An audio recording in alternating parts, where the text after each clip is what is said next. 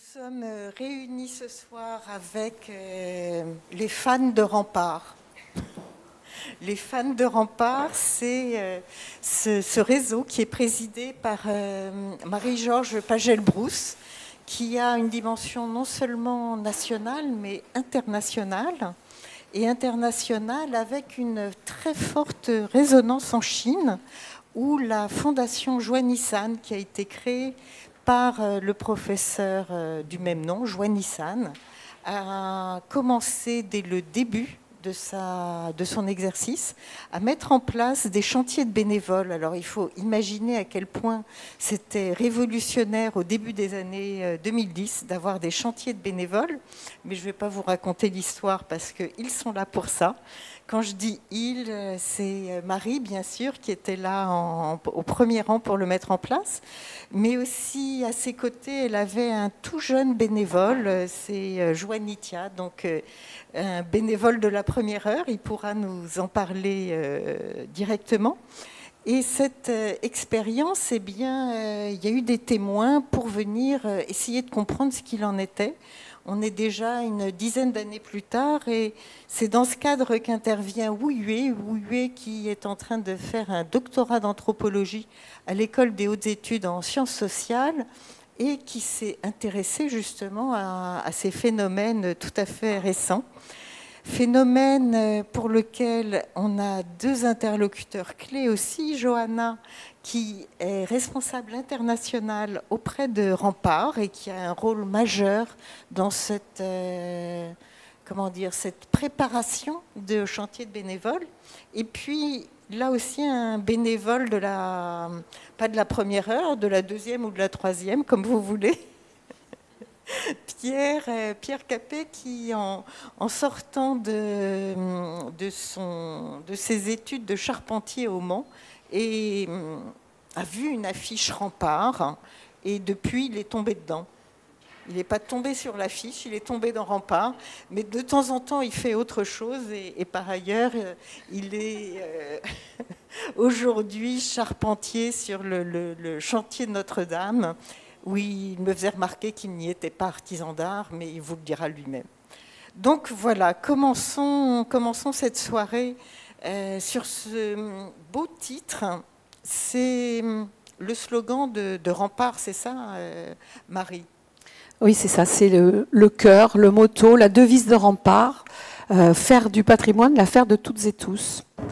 Pour Rempart, le patrimoine n'est pas seulement une affaire d'experts ou une affaire de propriétaires privés ou une affaire de collectivité, de professionnels. C'est l'affaire de vous et moi si nous décidons ensemble de restaurer du patrimoine. Nous le prouvons depuis 1966 puisque Rempart est donc une organisation nationale mais aussi internationale, on le verra puisque c'est à ce titre que nous sommes là. Rempart a pour but d'associer des citoyens autour d'un projet concret et collectif sur le patrimoine. À ce titre, nous sommes une union d'associations, environ 200 associations locales et régionales, partout en France, et sur l'Hexagone, mais aussi en Martinique, Outre-mer maintenant. Pardon. Nous avons, pendant toutes ces années d'expérience, donc depuis c'est bientôt 60 ans, nous avons restauré plus de 1000 sites historiques. Nous avons accueilli plus de 200 000 bénévoles, donc c'est vraiment l'affaire, encore une fois, de toutes et tous. Et nous accueillons un grand nombre parce que nous faisons essentiel, le cœur de notre métier, c'est le chantier de bénévoles, c'est le chantier de restauration, mais pas que. Nous accueillons aussi des événements dans nos sites, parce que l'intérêt général est ce qui prime pour Rempart, ce n'est pas seulement la restauration ou la réhabilitation, mais aussi la mise en valeur, l'animation des sites que nous restaurons. Et à ce titre, tout un tas d'événements sont organisés toute l'année, ou pratiquement, pas simplement des visites, mais des événements culturels. Nous accueillons des scolaires, etc. Nous accueillons des stages. Et nous avons, et nous en parlerons avec Johanna, plus de 50 partenaires dans une trentaine de pays. Rempart, c'est d'abord une philosophie, ce sont des valeurs extrêmement fortes qui reposent bien sûr sur le patrimoine, mais pas que.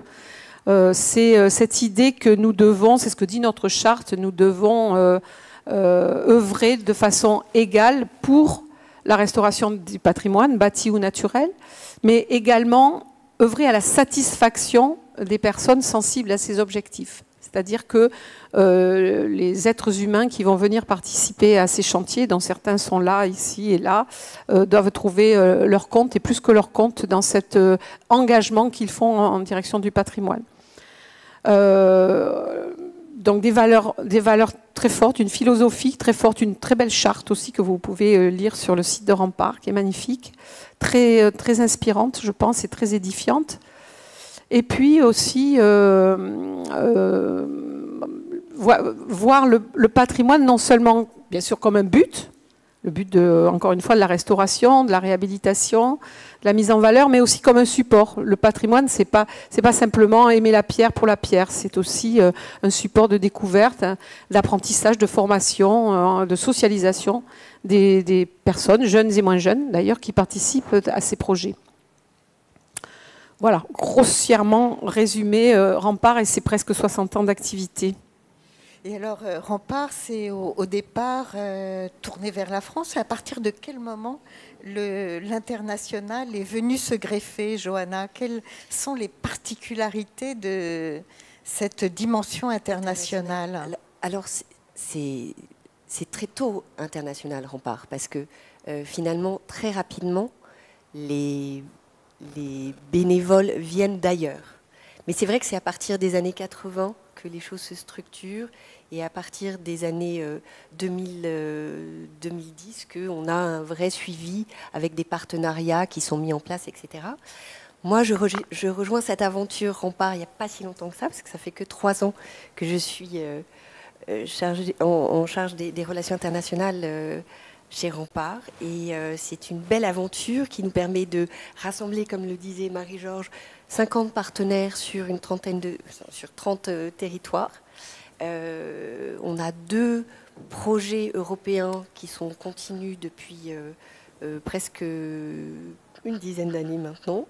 Et puis on a pour ça rassembler l'énergie de toutes les structures de Rempart, de toutes les associations de Rempart, mais en plus, ça nous permet d'accueillir à peu près, d'accueillir et d'envoyer 400 bénévoles par an. Donc c'est quand même important par rapport au projet annuel de Rempart. Et quand on envoie sur des chantiers de nos partenaires.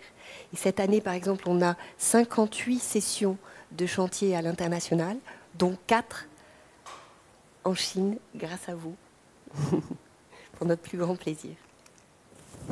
Donc en Chine, Juanitia, donc architecte, titulaire d'un diplôme de spécialisation de l'école d'architecture Paris-Belleville sur le patrimoine, et actuellement chargée de projet à l'UDAP de Seine-Saint-Denis. Cette fondation, comment elle est née?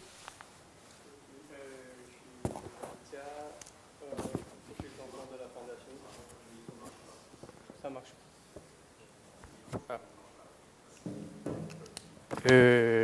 Cette fondation Ruan Yishan est fondée par Monsieur Ruan Yishan, et il a 91 ans, donc c'est pas facile de se déplacer en France pour vous présenter. C'est pourquoi je suis représentant pour raconter un peu l'histoire de la fondation et notre travail sur les chantiers bénévoles en Chine et même en France. Donc cette fondation est créée en 2006 par notre président, M. Ruan Yishan, pour juste raconter une petite histoire, présenter un petit peu M. Ruan Yishan. Il est défenseur militant du bâtiment, du tout bâtiment en Chine à partir des années 60 en Chine, à l'époque où il n'y a pas beaucoup de gens comme lui de faire les affaires du bâtiment pour tous à l'époque. Et après, entre 2005 et 2006, il a toujours réfléchi pour la protection des bâtiments, parce que le vandalisme du bâtiment, ça s'arrête en Chine. Et il n'y a pas beaucoup de leviers de protection en Chine, même s'il n'y a pas beaucoup de financement qui est donné soit par l'État, soit par des départements, soit par les régions. Donc il réfléchit et il pense que, et pourquoi pas, est-ce qu'on peut avoir un financement par nous-mêmes pour initier des projets de protection ou mobiliser les gens pour faire tous les sujets liés avec le bâtiment. Donc à l'époque, avec le soutien de la municipalité de Shanghai et tous les services concernés, ces fondations est créée. Donc tous les membres du conseil général, ils viennent de l'université de Tongji, qui est spécialisée à la restauration et protection du bâtiment culturel, etc., etc. Et depuis, à partir de ce moment-là, on a essayé de faire différentes missions au sein de la fondation, y compris, par exemple, les sondages, tous les inventaires du bâtiment le long des grands canaux qui est inscrit au titre des monuments mondiaux, et aussi des sauvegarder, je pense, 100 000 logements indignes mais traditionnels à Shanghai pour faire connaître les gens cette valeur patrimoniale. Et ensuite, en 2010, on a eu l'occasion, c'est pas moi parce qu'à l'époque j'étais trop petit, on a eu l'occasion de rencontrer à Chine pendant l'organisation, la réunion qui est organisée par National Trust britannique. C'est depuis ce moment-là, on a commencé de faire les chantiers bénévoles en Chine. Et avant, on n'avait jamais pensé à cette activité en Chine parce qu'on n'a pas beaucoup de connaissances sur ces événements comme ça. Mais depuis la rencontre avec Rompa, et je pense que ça correspond à ce qu'on souhaite.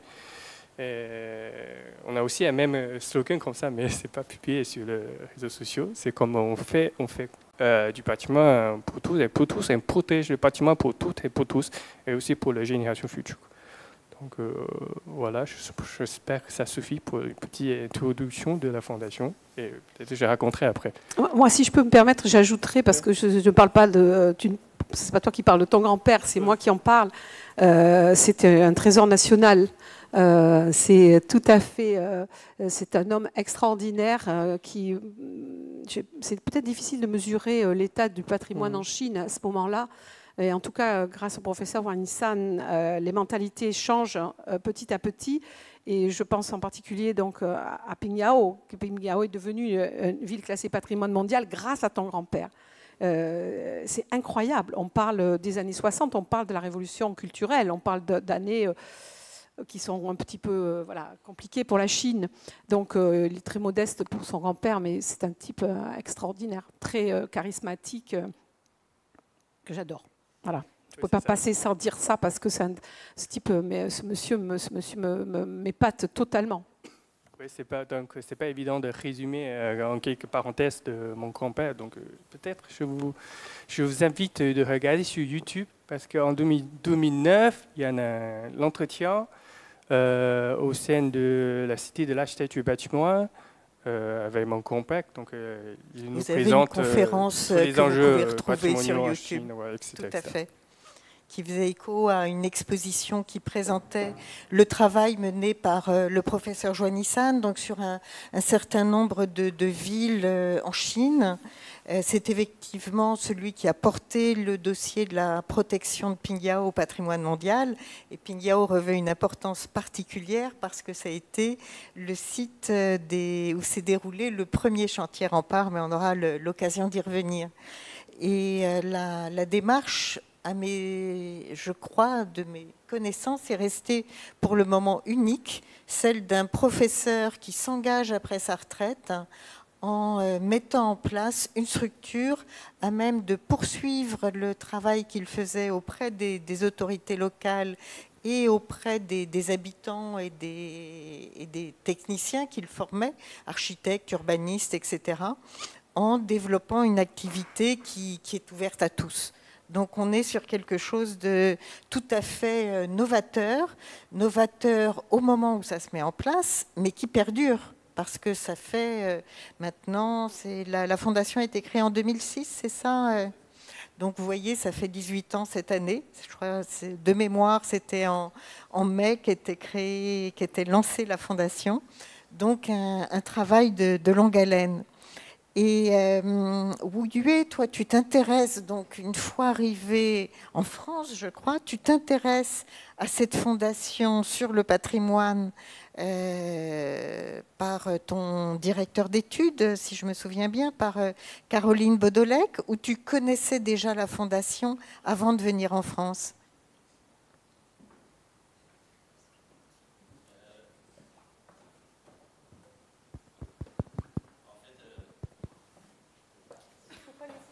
Si vous les tenez entre deux, ils sont tous allumés au départ.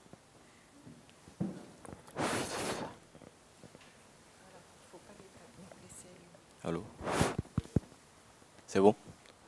En fait, je connais la fondation Zhuang Yishan déjà en 2014.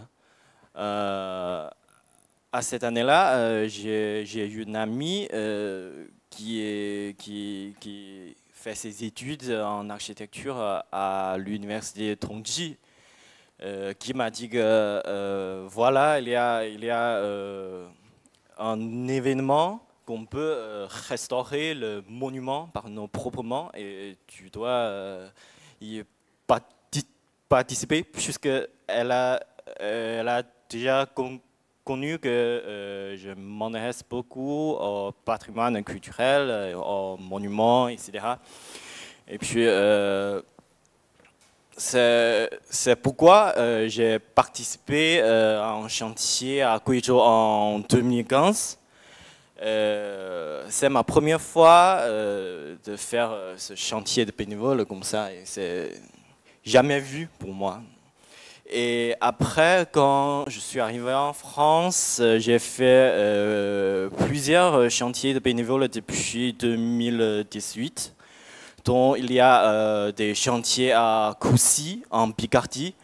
Donc on a fait taille de pierre, la maçonnerie, la menuiserie et même un peu de relevé du bâti, etc. Et puis j'ai commencé mon mémoire porte sur le chantier à Bory-Contre-Aubert en Île-de-France, en Seine-et-Marne, pas très loin de Paris. Et c'est un site où une association a occupé et faire les fouilles archéologiques et la restauration pendant déjà 40 ans. Du coup, j'ai fait plusieurs chantiers à Bory-Contre-Aubert aussi. Et maintenant, j'ai décidé de faire ma thèse sur le sujet des chantiers de bénévoles en Chine, sur l'engagement public pour sauvegarder le patrimoine. Voilà.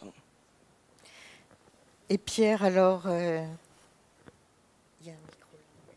Vous avez chacun un micro. Soyez à l'aise avec. Pierre, alors, cette entrée dans les chantiers de bénévoles. Alors, pour le coup, j'ai fait un chantier de bénévoles, peut-être du fait que ce soit juste avant le Covid aussi. Donc c'était un petit peu un saut dans l'inconnu. À la base, le patrimoine, ça me plaît beaucoup parce que j'ai fait des études d'histoire et d'archéo. Et en fait, après j'ai pris un peu une tangente pratique manuelle. J'ai fait un CAP de charpente. Et pendant mon CAP de charpente, j'ai visité, vraiment, c'était une visite organisée par mon CAP. On a visité une école d'archi au Mans. Et là, je suis tombé nez à nez avec cette petite affiche rempart. Et je me suis dit, mais c'est quoi ça? Et du coup, j'ai creusé un peu sur Internet. J'ai vu que c'était un continent, en fait, enfin, plusieurs continents même. Et j'étais effaré. Et j'ai cherché un petit peu. J'ai vu qu'il y avait des chantiers à l'international. Et là, j'ai vu un chantier en Chine et je me suis dit, waouh, ça c'est vraiment un truc qu'il faut que je fasse. Voilà. Et donc, je me suis inscrit. J'ai pris l'avion avec Jérôme, un gars que je connaissais pas, qui était charpentier tout frais comme moi. Et puis on s'est retrouvés avec Mathilde, Charlotte, Antoine et Julie et Marie-Georges. Et entourés de gentils Chinois qu'on ne connaissait pas du tout et avec qui on a appris à vivre en communauté pendant 2 semaines autour d'un chantier qui était plutôt axé sur le bois, donc moi ça me parlait. Et puis ça s'est vite déroulé, hein. 2 semaines c'est bref, mais en 2 semaines on a une expérience humaine qui est hors norme, enfin, à l'étranger qui plus est. J'en ai pas fait, j'ai pas eu la chance de faire des chantiers remparts en France. Ça me plairait bien, mais bon, avec le boulot c'est compliqué. Mais je le recommande à tout le monde. Au moins une fois, tenter cette expérience de vie communautaire autour d'un but patrimonial. Ça crée des souvenirs de fou. Et je suis toujours copain avec les amis qu'on s'est fait à cette époque-là. 5-6 ans après. Voilà. Et d'ailleurs, les photos que vous voyez dans le Guizhou, donc le chantier où était Pierre, c'est une région où on travaille essentiellement le bois, parce qu'elle est très boisée, et donc il y a un art de la charpente qui est particulièrement développé. C'est bien évidemment pas la seule région en Chine, mais c'est une région privilégiée sur ce travail du bois. Je voudrais revenir, Marie-Georges, sur cet aspect qui est pointé par Pierre, l'aventure humaine. L'aventure humaine, j'ai l'impression que c'est parmi tous les chantiers de bénévoles qu'il peut y avoir en France ou ailleurs, c'est un point qui te tient particulièrement à cœur. Comment tu le conçois? Parce que ce n'est pas évident à mettre en place. Non, c'est pas évident, mais c'est vrai que c'est magique, c'est ce que je dis toujours. Un chantier de bénévoles, c'est magique à condition qu'il y ait tous les ingrédients. Et souvent, les ingrédients, c'est pas forcément le site. Parce qu'il y a des sites, en France, on va penser peut-être Rempart, c'est des châteaux. Ben non, ce ne sont pas que des châteaux, Rempart. Il y a aussi des abbayes, des églises, mais des lavoirs, des bateaux, des trains. Il y a toutes sortes de patrimoine, classés ou pas d'ailleurs, mais peu importe, petit patrimoine vernaculaire aussi. Mais ce qui fait le miracle en fait et la magie, c'est ce qui se passe entre les humains. Au fond, c'est la qualité de l'encadrant technique, ce qu'il va apporter, bien sûr, aux bénévoles qui sont là, qui sont incompétents entre guillemets, c'est-à-dire on n'exige aucune compétence, on exige juste cet engagement volontaire pendant une session de chantier. Et puis aussi, bien sûr, l'animateur ou l'animatrice vie de groupe qui fait aussi tout ce qui se passe autour, en dehors des temps de chantier, ou pendant les temps de chantier, mais enfin en tout cas hors des temps de chantier. Donc un chantier, c'est généralement 15 jours avec une vie collective partagée. Alors en Chine, c'est un peu spécial parce qu'en Chine, on est reçu... comme des VIP, c'est-à-dire qu'on était logés à l'hôtel, on avait des femmes formidables qui nous faisaient à manger, en particulier dans le Guizhou, mais de toute façon, partout où on est allé, on n'a jamais pu vraiment faire ce qu'on fait en France, c'est-à-dire on fait nous-mêmes à manger en France, sur les chantiers généralement, on fait le ménage, on a une vie collective qui doit nous montrer que l'importance de respecter l'autre, quand on va faire le ménage, on n'a pas envie que tout soit dégoûtant. Donc on suppose que le lendemain on s'arrangera quand ça sera quelqu'un d'autre qui le fera pour pas que ce soit dégoûtant non plus. Vous voyez, ce sont des actes citoyens tout simplement et c'est extrêmement important pour Rempart, tout ce côté qu'on appelle l'éducation populaire, c'est-à-dire tout ce qui va faire que des êtres se rencontrent autour de projets qui vont les unir, vont les faire monter en compétences, ils vont les faire monter aussi en qualité. Si on peut dire, dans le rapport humain. On s'oublie quand on est en chantier, en fait.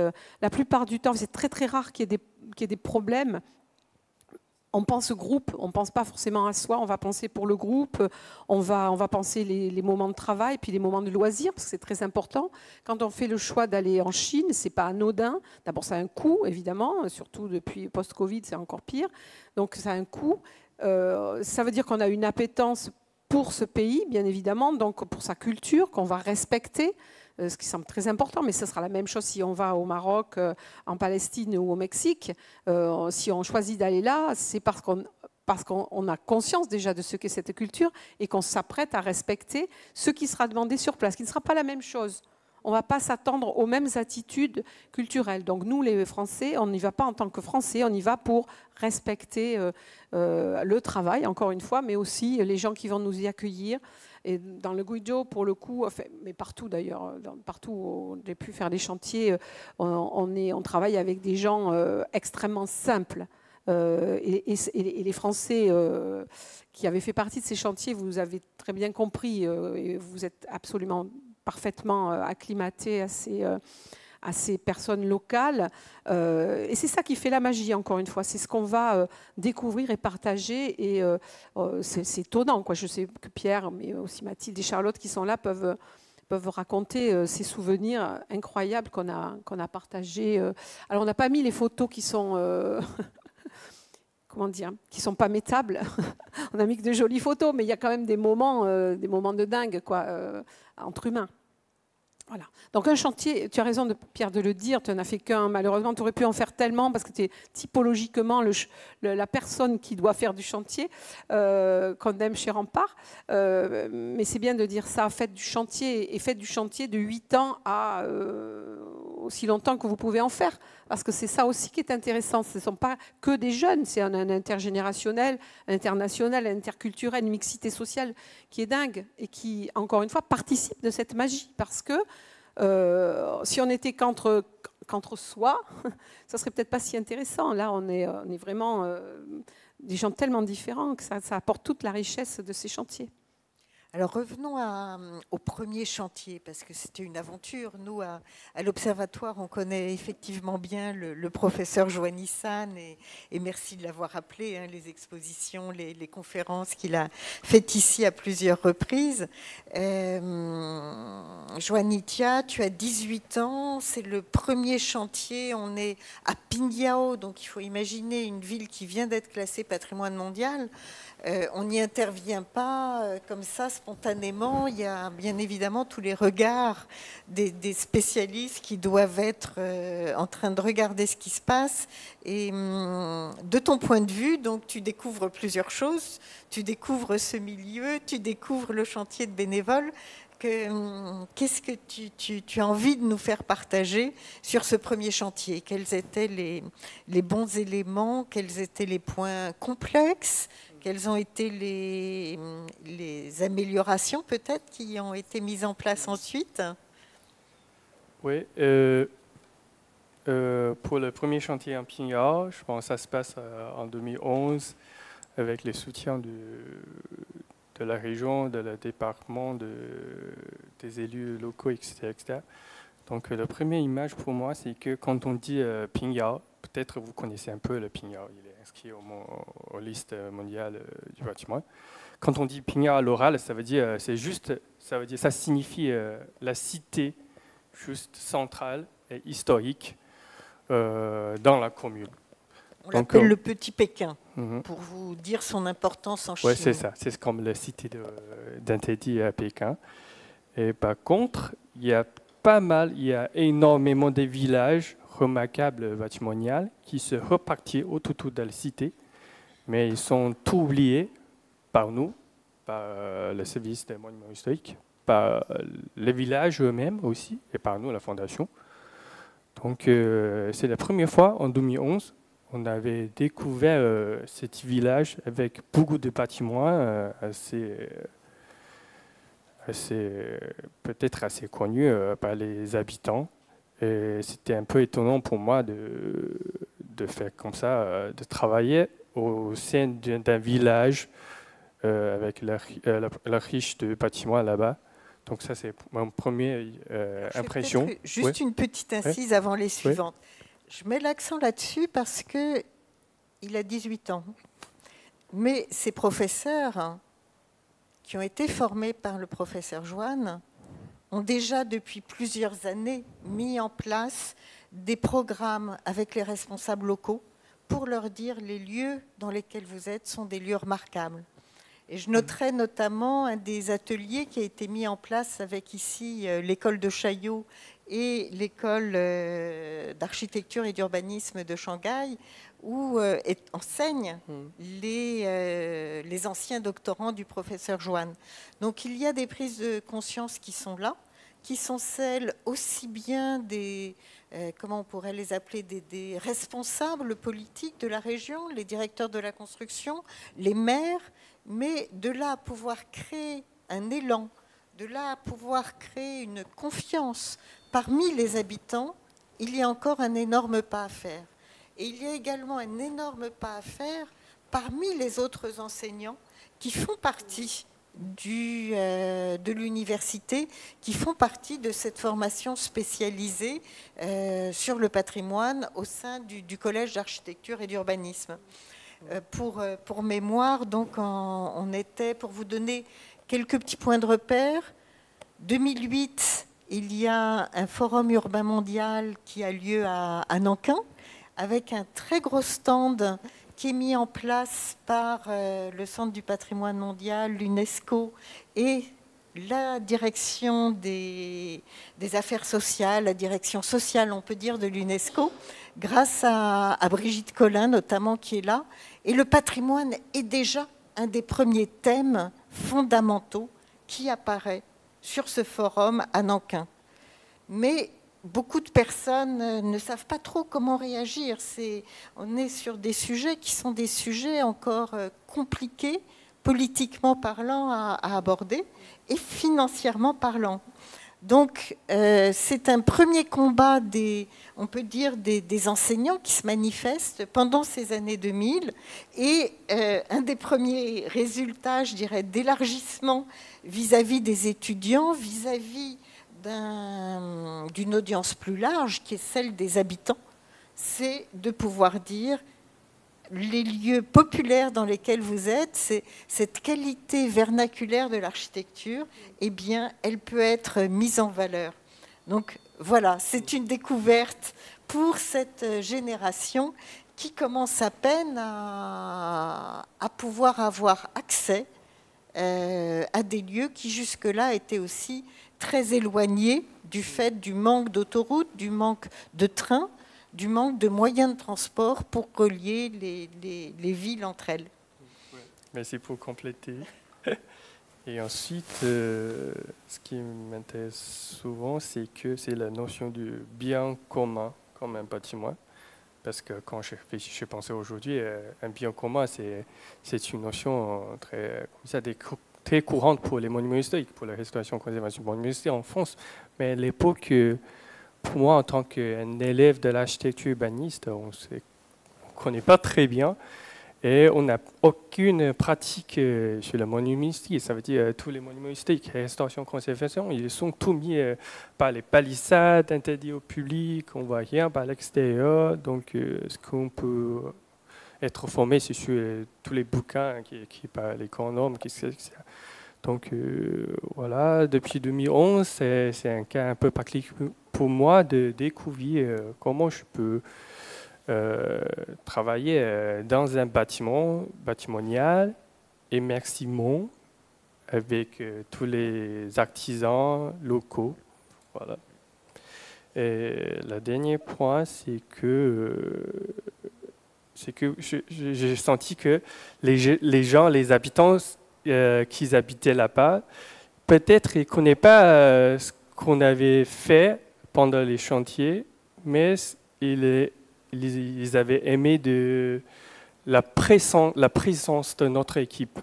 Ça veut dire tous les lieux ils sont abandonnés, ils sont vacants depuis dizaines d'années, donc il n'y a personne qui utilise cet endroit-là. Je pense que c'est très important de faire revivre ces lieux-là, soit par l'activité rempart, chantier rempart, soit par des autres éléments, tout ça. Et aussi, je pense qu'il y a aussi le grand problème de la ségrégation, je peux dire, ségrégation sociale des habitants qui habitent dans le village et tous les habitants qui habitent dans le métropole, comme ce qui est évoqué par François Vergier tout à l'heure. Voilà, c'est tout. À ce propos, on a vu, pendant que tu parlais, on a vu une photo. Alors là, bon, on est dans Lot-et-Garonne, donc ça n'a plus rien à voir, mais on a vu l'avant-dernière photo en Chine, et c'était à Lianzhou, en fait, c'est pas très loin de Pingao. Et c'est cette photo où on voit tous ces Chinois qui sont tournés vers nous, vers les étrangers. C'est le premier chantier. C'est le premier chantier donc, sur ce temple. Et c'est ce petit village qui était un beau village de ce que m'avait expliqué ton grand-père autrefois, un village patrimonial effectivement très riche. Et en fait, tous ces gens vont se demander ce que nous on fait là. Qu'est-ce qu'on est venu faire 12 000 kilomètres pour venir restaurer ce temple qui est abandonné depuis des années. Et tout le village va être là toute la journée, assis à nous regarder travailler jusqu'à temps que ça va commencer un petit peu à se lâcher. Ils vont se rapprocher petit à petit jusqu'au temps où on sortira évidemment après les bouteilles, puisque donc moi je demande toujours aux Français d'apporter quelque chose de France pour expliquer d'où on vient, la région d'où on vient. Et cette première année-là, je me souviens qu'il y a des Français qui avaient porté une bouteille de Ricard, donc ou de pastis. Donc c'était c'est après les gens du village sont allés chercher l'alcool eux-mêmes du village, etc. Mais bon, peu importe. Ça, moi j'ai été marquée la première année par ça, tu te souviens, hein, c'était tous les gens qui étaient là, tous ces vieux, et pas que des hommes d'ailleurs, des femmes aussi, qui venaient nous voir assis toute la journée en se disant mais qu'est-ce qu'ils font là ces gens à réparer notre truc, à restaurer, alors que nous, on le fait pas, quoi. Et on est allé plusieurs années de suite dans ce village, on y est revenu l'année dernière pour voir le changement, c'est époustouflant évidemment. Voilà, c'est là, c'est le professeur Wan-San que vous voyez là, qui mettait la main à la pâte, c'est en 2011. Et puis Tia aussi qui est là, qui est tout jeune à l'époque. Voilà. Et moi, ça m'avait frappé. Je pense qu'en France, ça fait 40 ans que je m'occupe de chantier. Je ne vois pas les villages français faire ça. Voilà, mais bon, on n'est pas dans les mêmes cas de figure non plus. Oui, effectivement, sur ce village de Liang, ils n'ont pas été épargnés par ces déferlements de vagues occidentales, puisque le premier séjour, ça a été celui de la promotion de l'école de Chaillot, qui pendant une semaine est venue faire des relevés avec leurs homologues chinois. Donc effectivement, c'était les premières questions et les premières interrogations en se disant mais pourquoi ces gens font 10 000 kilomètres pour s'intéresser à un environnement qui est considéré comme médiocre. L'été rebelote, les voilà que non seulement ils débarquent, ils font de nouveau 10 000 kilomètres, mais en plus pour transporter des briques... se mettre les mains dans la boue, bref, faire tous les métiers que personne n'est forcément très tenté de faire. Et je me souviens que ça avait été déjà, pour ce village de Liang, l'opéra, le théâtre sur lequel vous avez travaillé, c'est un lieu qui est en fait un lieu commun, comme l'expliquait Itia. Donc un lieu de représentation populaire, mais aussi un lieu qui a continué à exister au fil des décennies et au fil des événements qu'il y a pu y avoir dans cette Chine qui n'en a pas manqué de retournement au cours du XXe siècle. Et ce regard qui est apporté par l'extérieur, le fait de donner de la valeur à des lieux, mais aussi à des personnes, à des modes de vie, on l'avait déjà vu en 2 séjours. Le premier séjour, c'est celui des analyses sur place, et le deuxième, c'est celui de la restitution, de la présentation des travaux qui ont été faits, suscite beaucoup de curiosité de la part des habitants. Alors ça, c'est un premier point, mais tout le monde est plus ou moins artisan, plus ou moins, enfin je pense au Guizhou, plus ou moins charpentier aussi. Le fait d'avoir des personnes qui sont des novices et qui viennent s'emparer de la scie, de la pioche, de la pelle, est-ce que ça ne crée pas des conflits justement? Des conflits au niveau du savoir-faire, des conflits... comment vous avez pu le ressentir les uns et les autres, suivant les chantiers auxquels vous avez assisté? Comment vous êtes reçus par les artisans locaux qui vous voient intervenir? C'est C'est peut-être différentes phases, différentes. Comment se fait la mise en confiance? La mise en confiance, elle se fait pas tout de suite, mais déjà, de par une approche avec la barrière de la langue, on est forcé de simplifier un peu des rapports humains à des expressions, enfin du body language, et puis petit à petit ça se met en place. C'est vrai que les chifous dans le Guizhou, bon, Les maîtres. Ouais, les maîtres artisans nous ont regardé. Au début, ils voulaient pas. Je crois bien qu'ils voulaient pas trop qu'on mette la main à la pâte à leur place, particulièrement les filles du groupe. Ça, je m'en rappelle. Et puis petit à petit, la glace s'est brisée. Mais pas forcément parce qu'on a appris à parler chinois en 15 jours. Hein, c'est juste que ça s'est fait par un apprivoisement bilatéral, quoi, tout simplement. Et puis le fait de partager beaucoup d'heures de travail avec eux, nécessairement, ça crée du lien. Et du coup, une approche de plus en plus facile.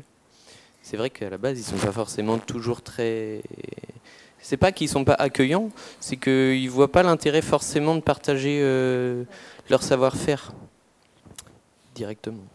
Et puis il y a une fierté qui arrive petit à petit. Quand les relations s'établissent, la confiance se crée et il y a justement une fierté à transmettre ces savoir-faire ancestraux, parce que sur un chantier rempart, on va prendre le temps d'utiliser les matériaux et les techniques ancestrales, et donc il y a quelque chose à transmettre de cet ordre. Alors comment ça se fait, ce choix justement des interlocuteurs sur place pour savoir qui va être le bon encadrant, on peut dire, côté chinois? Qui peut nous en dire un peu plus? Ou peut-être on peut prendre les deux exemples, parce que je pense... Oui, c'est ça. Par exemple, pour les encadrants locaux à Pingyao, on a de côté nous, c'est l'ancien directeur du service de monuments historiques qui travaillait très longtemps sur la protection de l'ancienne cité de Pingyao. Donc il nous soutient souvent pour faire des travaux bénévoles partout à Shanxi, notamment dans des villages. Comme j'avais dit, que tous les villages sont oubliés par les gouvernements aussi, par les gens. Et à partir de cela, donc on a essayé de travailler ensemble avec les services, soit par les services locaux, peut-être le service de monuments historiques ou le service comme le CMN, les centres monuments nationaux locaux, soit par l'association locale qui ont des connaissances très profondes sur le bâtiment. Et aussi, il a leur propre chantier qui est situé dans les sites protégés, espaces protégés, etc. Donc, j'avoue qu'il n'y a pas une réponse fixe. Mais principalement, si les locaux ils sont très motivés de faire un chantier à long terme qui s'inscrit bien dans le cadre d'événements de tourisme, soit d'événements touristes, soit d'événements durables et aussi de la mise en valeur du patrimoine. Donc voilà, on dit oui, ok, on peut essayer de parler ensemble, négocier ensemble pour mise en place tous les chantiers bénévoles en Chine. Voilà. Donc cette base, elle est fondamentale. Avoir un interlocuteur convaincu et connaissant bien Monsieur Ti, il a pris progressivement confiance en lui pour, d'une part, chercher des financements, parce que j'imagine que loger une trentaine de bénévoles, c'est aussi un investissement, un coût au niveau local, et pour pouvoir associer au niveau local les bonnes personnes. J'aimerais, toi qui as travaillé aussi dans des chantiers avec Étienne, que tu nous parles de ce personnage. Donc on a d'un côté Monsieur Ti, responsable local, originaire de la région, qui, au travers de plusieurs occasions de rencontres avec l'Occident, je dirais, nous avons organisé avec eux 3 séminaires sur place. Il y a eu les différents chantiers avec Rempart. Il y a ce lien de confiance avec la Fondation. Donc on voit qu'il y a ce travail de fond. Et quand tu interviens dans le Guizhou, là c'est un autre type d'interlocuteur. Étienne, comment tu nous le présenterais? Donc ton premier chantier en 2015 dans cette région qui est une région du sud-ouest de la Chine, rurale, Montagne. très montagneuse, donc beaucoup de cultures immatérielles aussi liées à des ethnies différentes. Tu peux nous dresser un peu le portrait de cet interlocuteur? Oui. En fait, oui. Il est là. Oui, c'est lui. Le t-shirt gris. On ne l'a pas fait exprès, hein, on n'a pas répété à ce point. En fait, il est, je crois qu'il est un universitaire locaux et aussi un architecte et aussi l'élève de prof Yuan Yishen. Et à cette époque-là, il a un très bon réseau au Guizhou. Ça veut dire qu'il connaît pas mal de personnes dans le domaine culturel, dans le domaine patrimoine ou même les villageois. Du coup, à cette époque-là, on travaille dans un village assez isolé à Guizhou. Et je crois qu'il y a une collaboration avec les autorités locales. Donc, on a pu se loger dans l'école primaire de village. Du coup, on dort dans les salles de cours. Et puis, on a restauré une cour résidentielle de déjà 200 ans. Et dont le propriétaire est juste un charpentier et menuisier qui connaît bien Étienne. Et voilà. Et pendant le chantier, on ne fait pas que les travaux, puisque c'est un travail gratuit, mais c'est pas la corvée. On vit ensemble. Du coup, il y a plein d'événements culturels organisés par Étienne, comme il a projeté un film documentaire sur l'opéra des paysans locaux, une sorte de l'opéra traditionnel à Guizhou. Donc ce film est produit par Étienne. Et aussi, on a organisé des visites du territoire. On a visité d'autres villages fortifiés, villages historiques dans le coin. Et puis, on a aussi appris certains gestes de l'opéra traditionnel locaux. C'est vraiment une expérience spéciale. Et puis à la fin, Étienne nous donnait chacun un livre écrit par lui. C'est un livre sur l'architecture traditionnelle à Guizhou. C'est une sorte de l'architecture assez spéciale puisque les toitures sont en pierre. Du coup, Étienne, lui, il est une personne très polyvalente, disons. Il a plein de réseaux, il connaît pas mal de gens et il a organisé des vies de chantier très bien.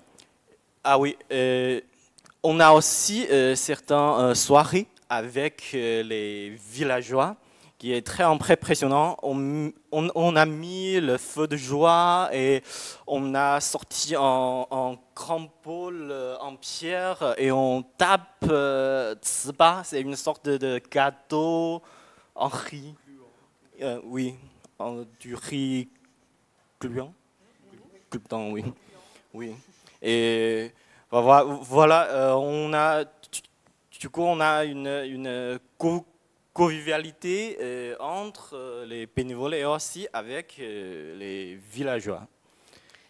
Et aussi, on a un groupe musical assez connu en Chine qui a invité par Yue Jian sur le chantier dans un village assez isolé.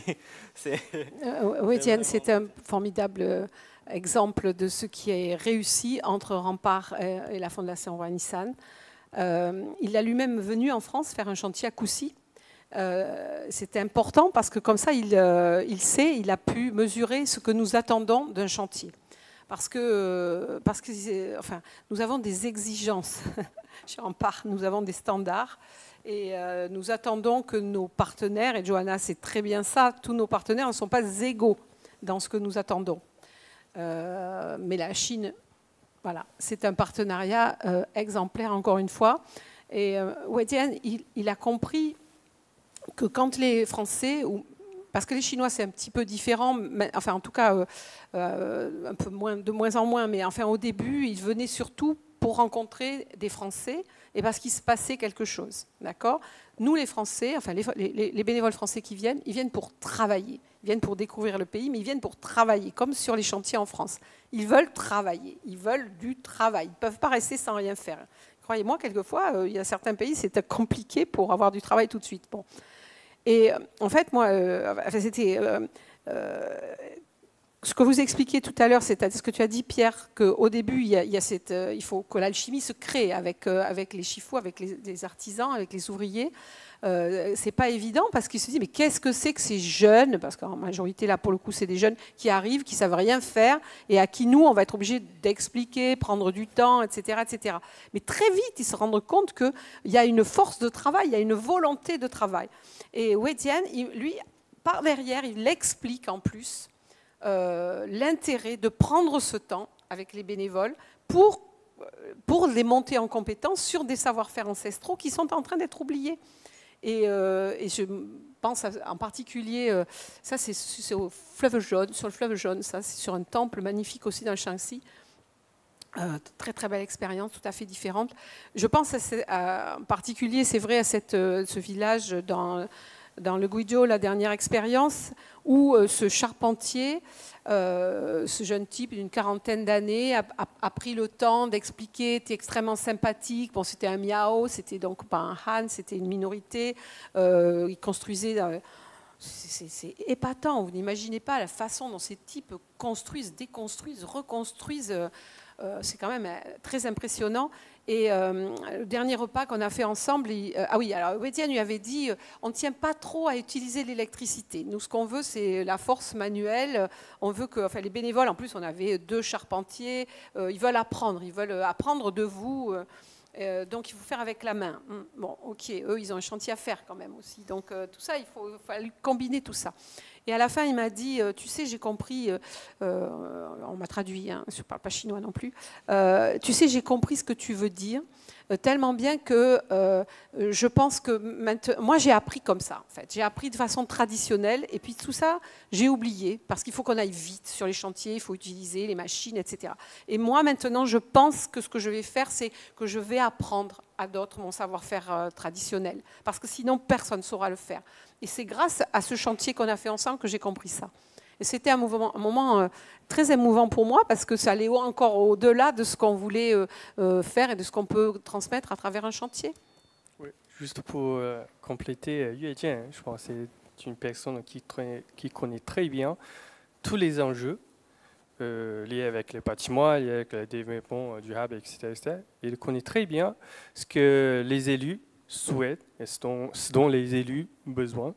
Et c'est un homme qui connaît très bien et maîtrise bien la communication culturelle des chantiers et du bâtiment. Donc, je ne sais pas comment ça se passe en France, mais en Chine, c'est très important de faire une communication si on travaille en village pour faire connaître tous les gens, ce qu'on a fait, c'est quoi la valeur, l'histoire, etc., etc. Et aussi, souvent, suite au chantier bénévole en Chine, à Guizhou, Yue Jian aimait bien initier une conférence ou des colloques auprès de différents savants et différents professeurs pour parler sur place tous les sujets bâtiments. Donc c'est très important. Et la dernière chose, c'est qu'au-delà des chantiers bénévoles avec Rempart, Yue Jian, il a aussi fait piloter les chantiers avec l'association des charpentiers sans frontières. Donc à l'époque-là, je pense, ça me souvient, c'est en 2016, tous les charpentiers viennent de différents pays qui réussissent à construire les pans de bois d'une maison traditionnelle de vingtaine de mètres en haut en 2 semaines. Donc c'est un grand succès. Alors justement, sur ce côté communication, on est en 2015, là, dans le Guizhou. Tu nous dis, Yu-Étienne a ce talent pour savoir communiquer.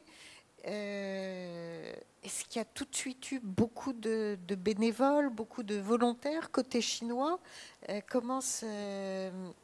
Est-ce que, ou dit d'une autre manière, est-ce que chez les jeunes, puisque Marie nous disait qu'il y a beaucoup de jeunes, il y avait cette attente qui était là, déjà latente, ou est-ce que c'est par la communication, le bouche à oreille, que beaucoup de jeunes se sont tournés vers ces chantiers?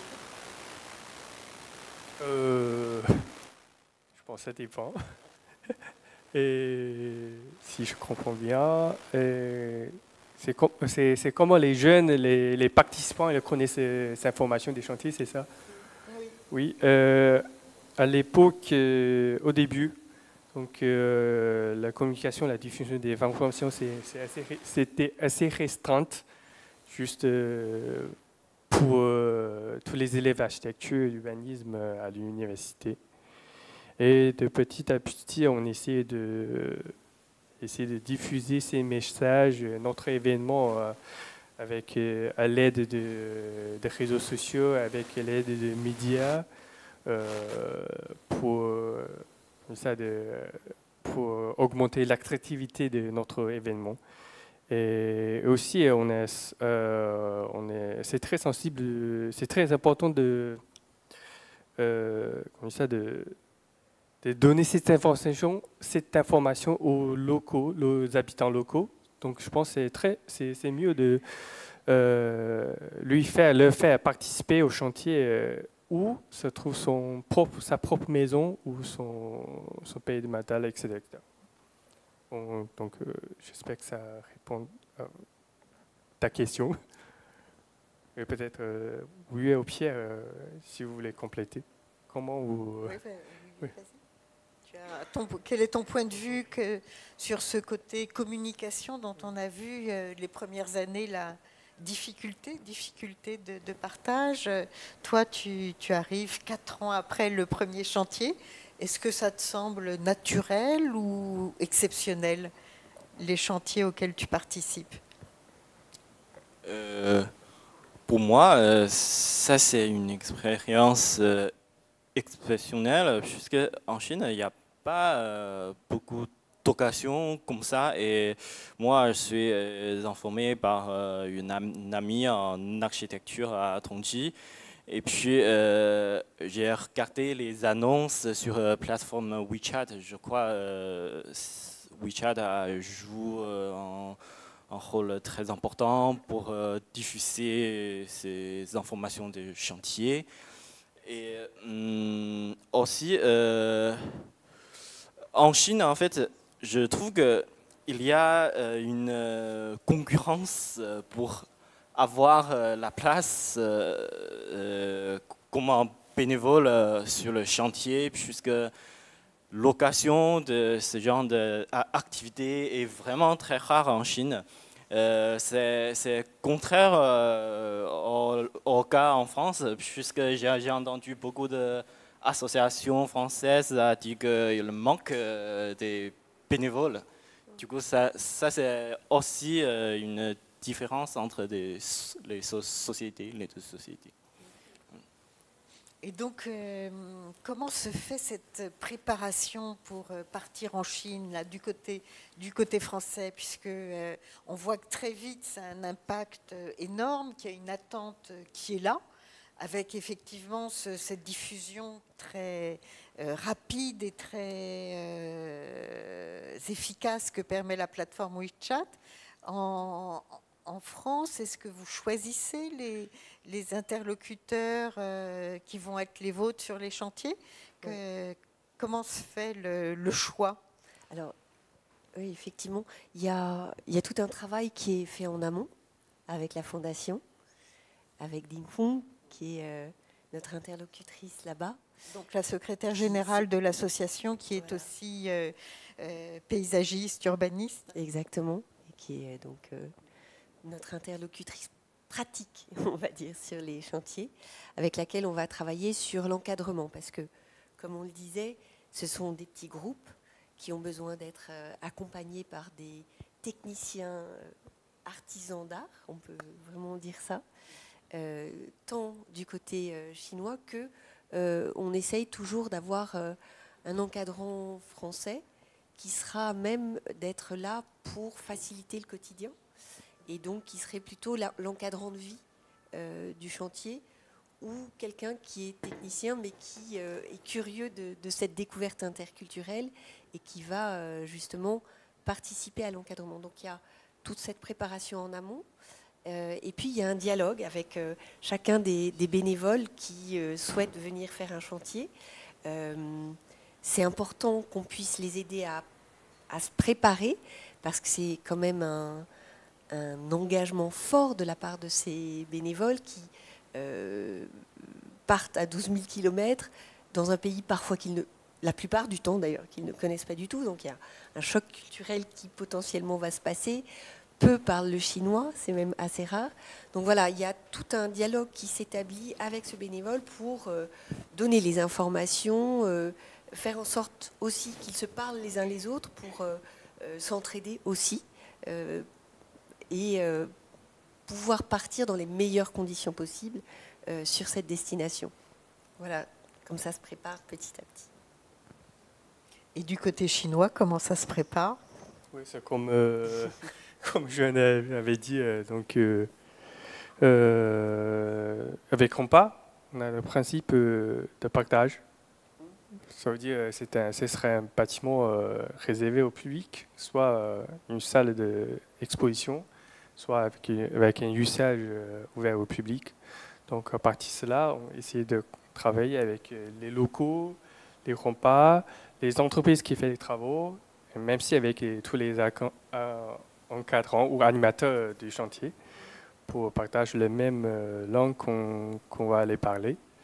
Après ça, on a essayé de trouver tous les... par exemple, hébergement, par exemple, pour les cas concrets. Est-ce que c'est bon pour les Français, les Chinois? Est-ce que c'est très loin du chantier, tous les cas pratiques qu'on va confronter pendant les chantiers, voilà, très simplement. Et alors j'entendais que ça fait revivre d'une certaine manière des savoir-faire. Est-ce que ça vous donne l'occasion aussi d'aller plus loin? Est-ce que ça permet de mettre en place, peut-être à d'autres niveaux, des formations professionnelles?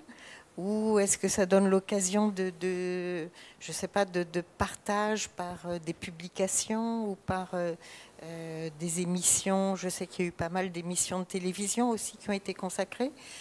Comment se propagent en fait ces actions dont vous êtes les initiateurs? Comment ça se propage et ça se développe?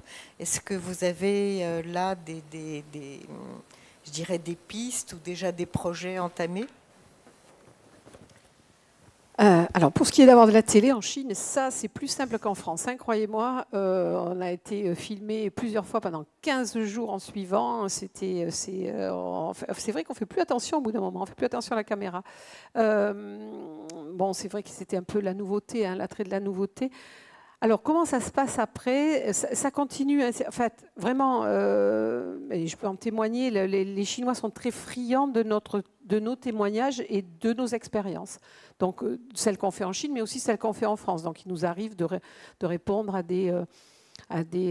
pareil, d'être filmés sur nos sites par des télévisions chinoises. En France, on sait ce que ça peut donner. Je parlais tout à l'heure de découverte, de formation, que les jeunes peuvent faire l'apprentissage de certains métiers grâce au chantier. En Chine, je ne sais pas, je ne suis pas sûre, je suis déjà incapable de répondre à cette question parce que je ne suis pas chinoise, mais ce sont souvent des étudiants. en archi ou autre. Mais ça ne veut pas dire pour autant qu'ils ne vont pas changer de métier parce qu'ils vont découvrir autre chose. Parce que c'est le cas en France. On a le cas en France de gens qui vont changer complètement d'orientation parce qu'ils découvrent un métier manuel sur le chantier. Mais bon, voilà, ça c'est le cas français. Le cas chinois, le contexte, c'est que la formation en particulier spécialisée au métier sur les chantiers, c'est assez limité, je pense. Et on n'a pas beaucoup d'occasion de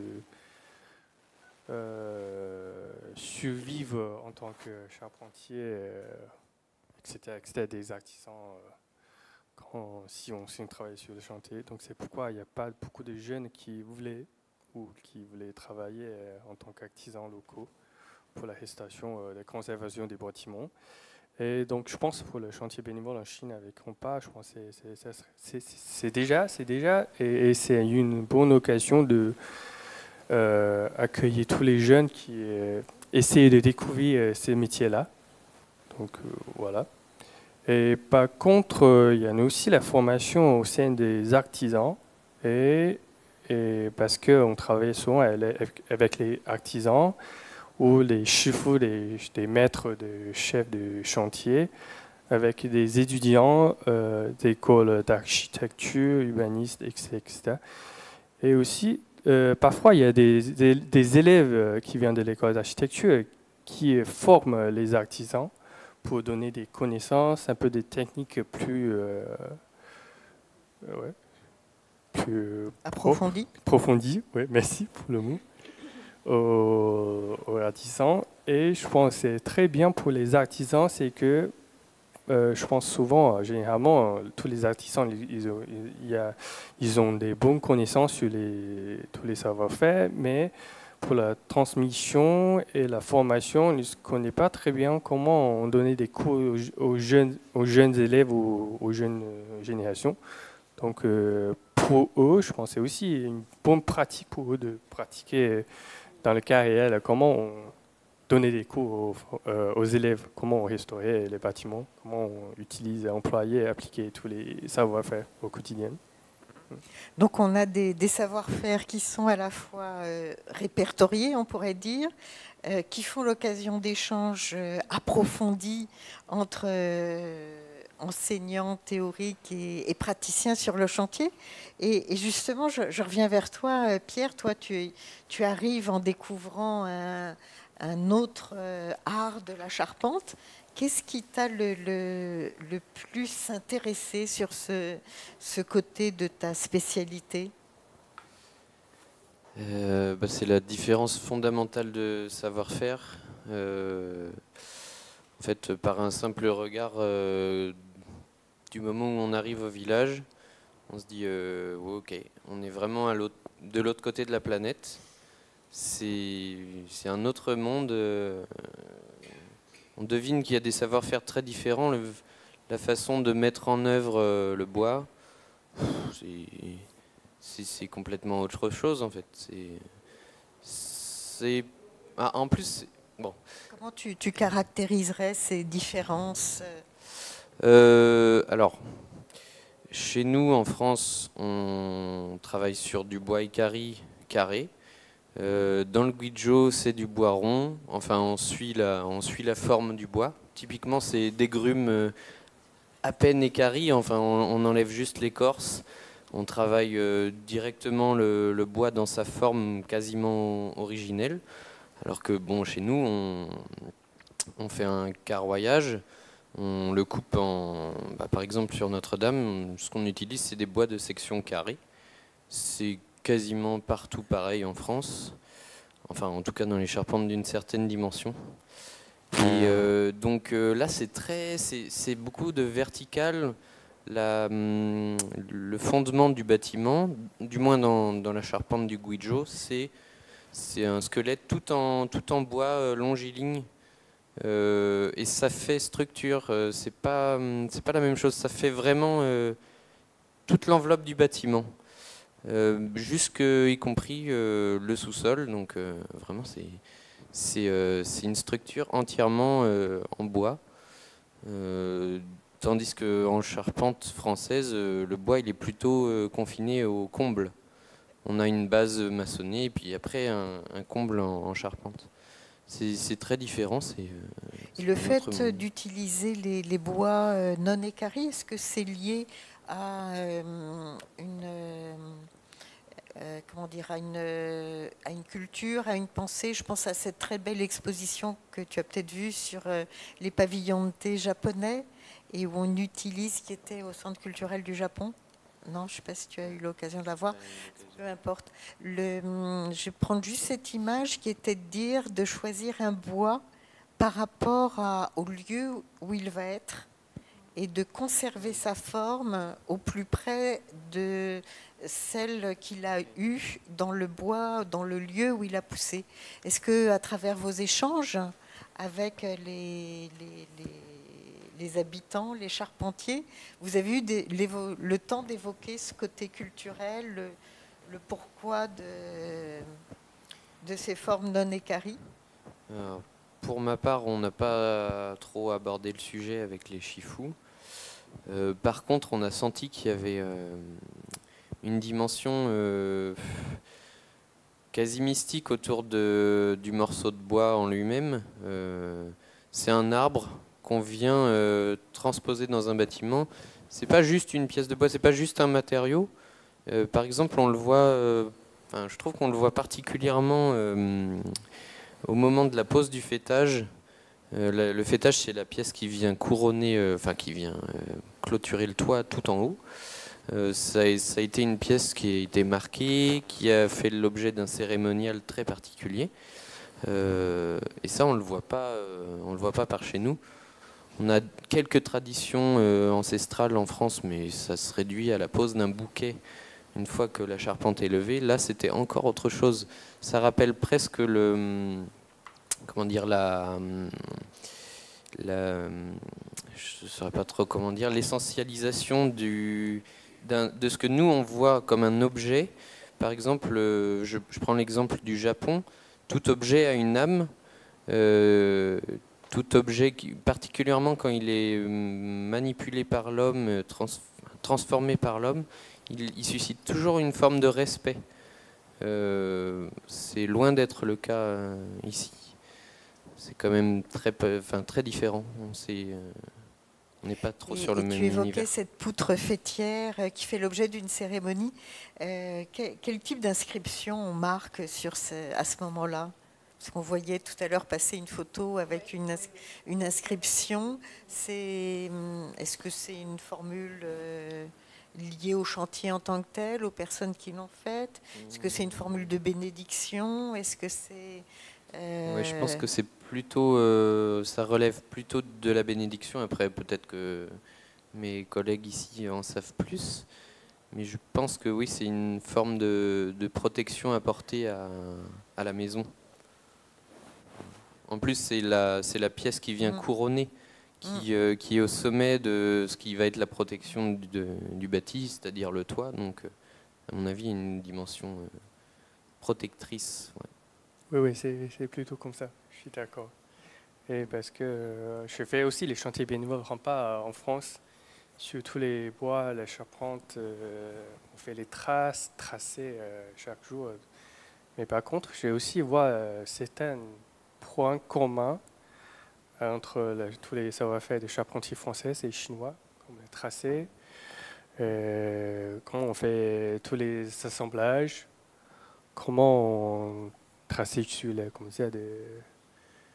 le maquage, une cérémonie spécialisée quand on presque finit les travaux du pain de bois.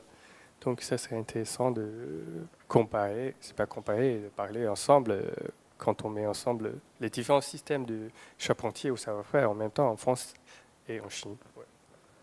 Et je crois sur l'inscription sur les poutres, il y a encore des dates de achèvement de bâtiments. Voilà. Et grâce à ça, parfois quand on a découvert certains bâtiments très anciens, genre 10e, 8e siècle, on peut identifier la date très précise de cet immeuble. c'est une tradition qui a duré assez longtemps. Et alors là, justement, on voit ces tracés que tu étais en train d'évoquer, Pierre, avec là cette forme en étoile. À la base, est-ce que ça correspond aussi à une image mythologique ou est-ce que c'est essentiellement décoratif et une manière de rivaliser de savoir-faire?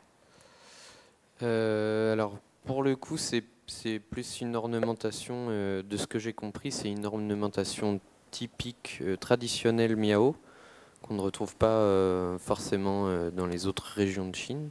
Parce que c'est une identité culturelle très forte. C'est un peuple qui a coévolué aussi avec les Han depuis des millénaires. Donc ils ont un héritage culturel énorme.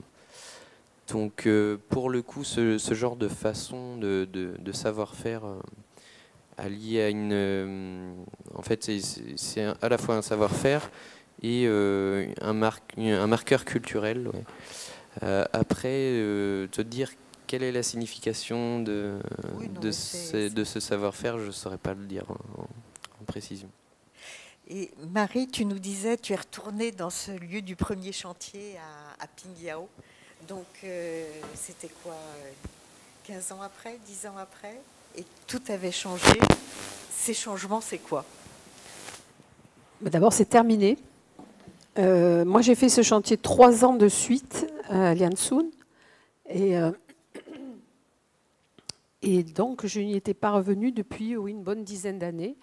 Et c'est terminé. Le site est terminé, le site est propre, le site n'a plus une herbe, parce qu'il faut beaucoup désherber. Hein, quand on est bénévole aussi, il faut beaucoup dévégétaliser. Ça fait partie des premiers chantiers du début. C'est très impressionnant en fait, parce que donc c'est le bâtiment public de l'opéra qui était au centre du village. Non, pas du tout. C'est ce temple, c'est cet ancien temple qui avait eu multi-usage par la suite et qui n'était pas rendu dans son intégralité, mais qui dans les pièces principales avait été refaites et restituées. Et je pense que c'est impressionnant pour le travail, pour le fait que le site soit propre, c'est beaucoup, hein, parce on était très très nombreux cette première année-là, et on a beaucoup travaillé, c'est très grand. Et ça m'impressionnait aussi sans doute parce que émotionnellement, c'était le premier chantier en Chine pour moi, et puis j'avais vu évoluer petit à petit en me disant que sans doute si les chantiers s'arrêtaient, si on n'y allait plus, peut-être que, qui sait, parce que c'est quand même très très spécial. On pourrait en parler pendant des heures. C'est quand même un endroit très très spécial là. Et pas du tout. L'élan pourrait tomber, c'est ça. Si vous étiez plus là, ouais, ça pourrait s'arrêter. Ouais, ça pourrait s'arrêter. Ben non, Monsieur Thi a fait pour que ça continue jusqu'à que ce soit terminé. Et voilà, et il y avait une personne qui s'occupe, le concierge du site, on va dire, qui ouvre le portail et qui me reconnaît. Enfin voilà, émotionnellement, c'était très fort, c'est sûr. Et donc ce temple est restauré, et qu'est-ce qu'on y fait? Eh bien, Yanis Nariou, je ne sais pas.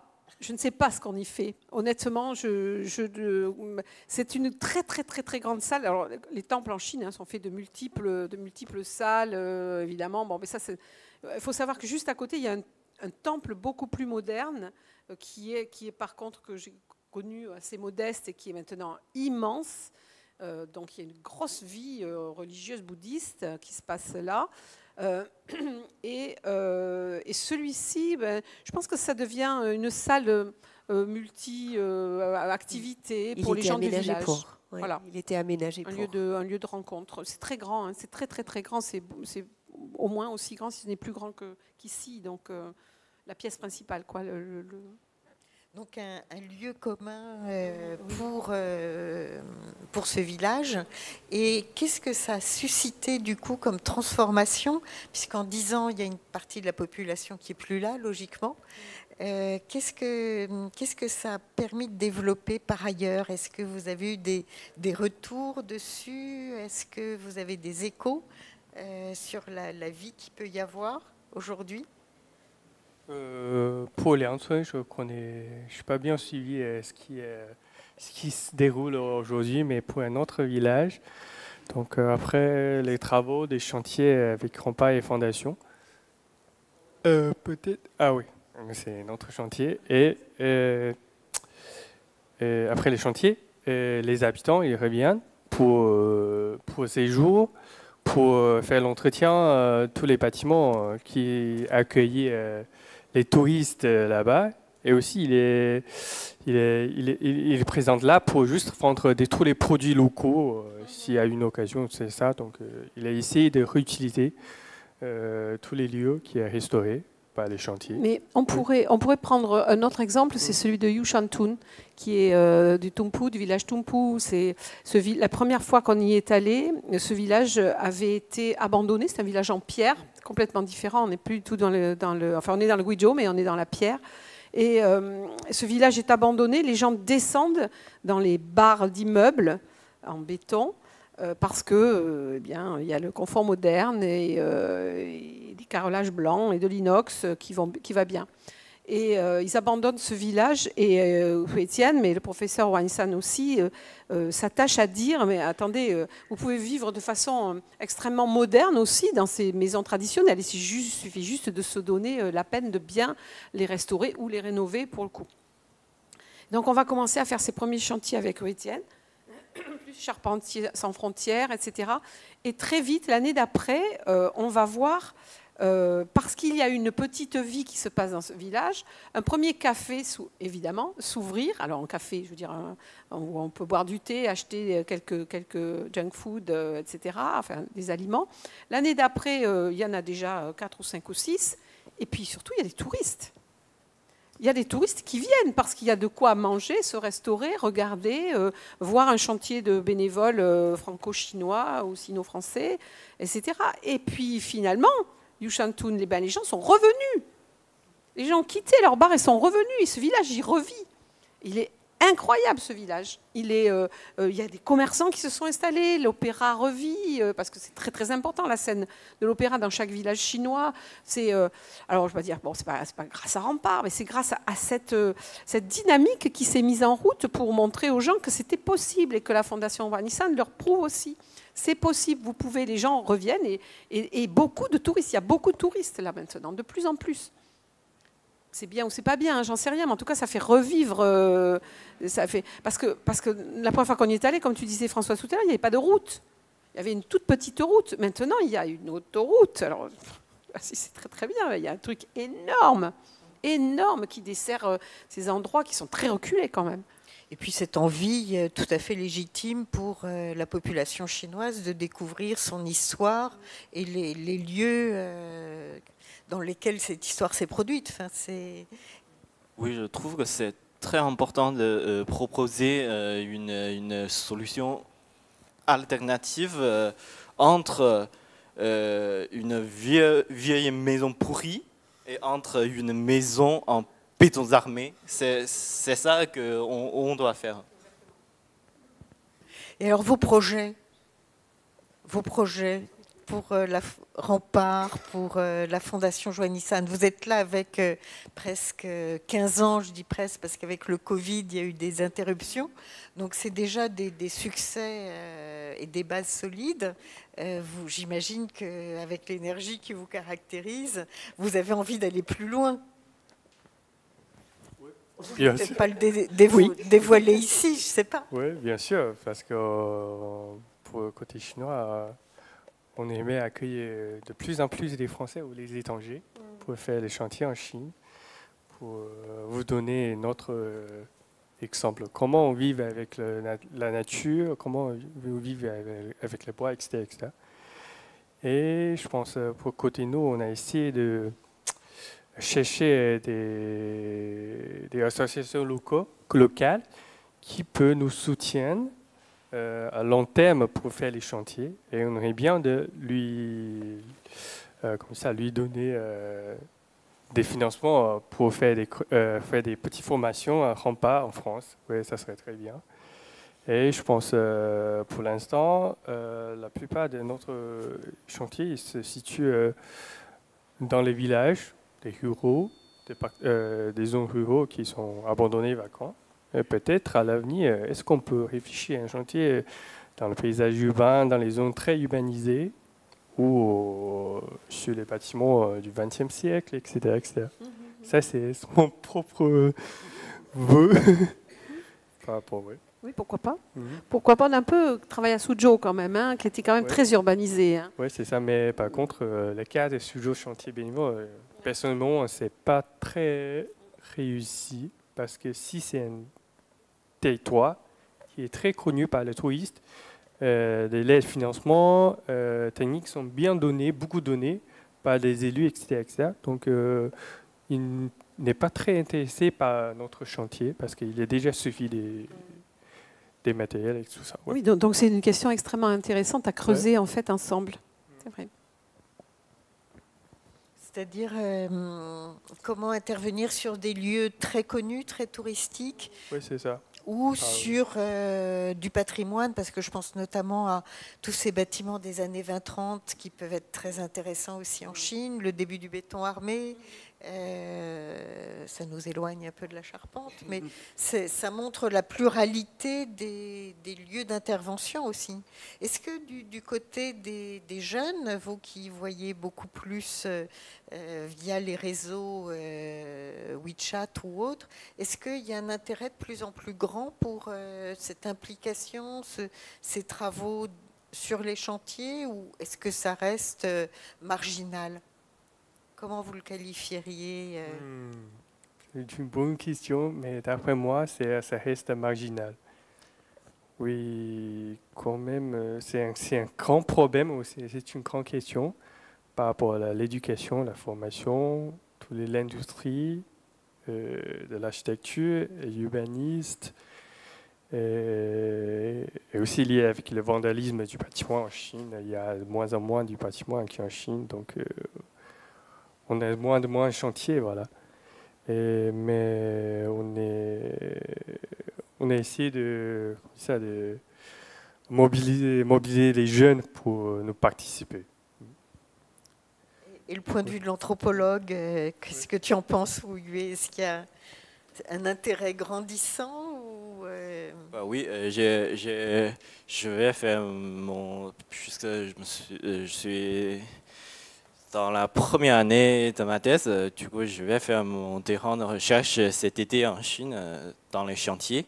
Et je pense que pour ces chantiers-là, ça a donné une valeur au patrimoine. C'est que le patrimoine ne doit pas que être un objet à regarder ou à visiter, mais c'est aussi une plateforme qui rassemble les gens pour vivre ensemble, pour pratiquer le patrimoine.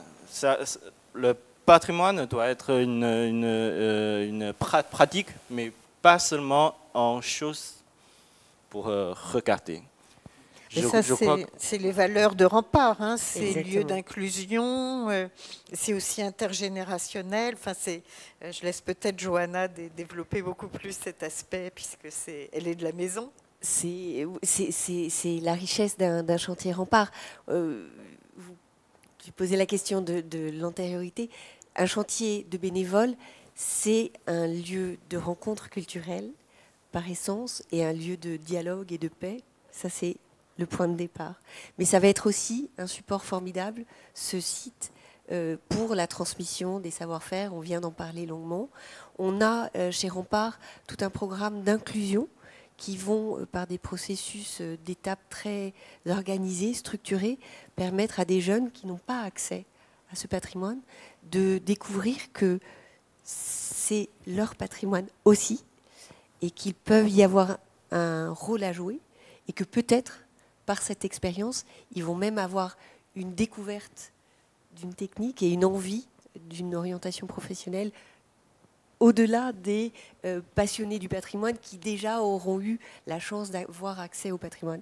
Là, c'est un processus d'appropriation dans le temps, mais c'est aussi l'occasion d'apprentissage de savoir-être, tout simplement.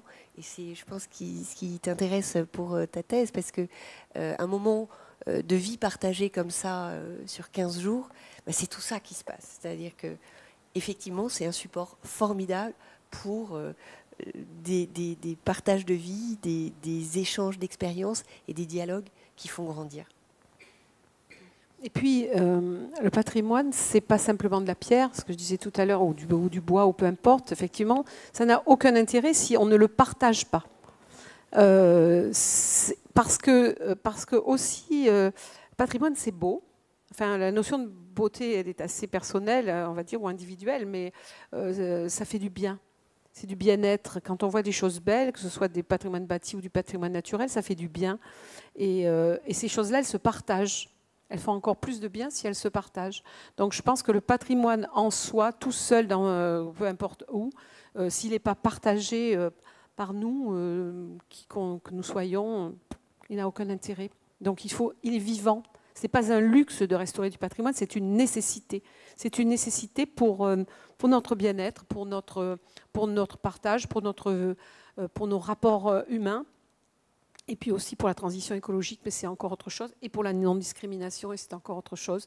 Mais ce sont des sujets qui sont très très forts chez Rempart, qui sont extrêmement mis en avant et qui sont essentiels actuellement au niveau de la société. Et le patrimoine, c'est pas un vieux truc dans un coin. Non, ça continue d'être vivant et c'est vivant tout le temps. Et on le prouve, voilà, on le prouve aussi bien vous que nous. Et comme nous sommes vivants dans cette salle aussi, eh bien nous partageons aussi la parole avec vous, qui a envie de partager des expériences, des interrogations, des demandes, des précisions.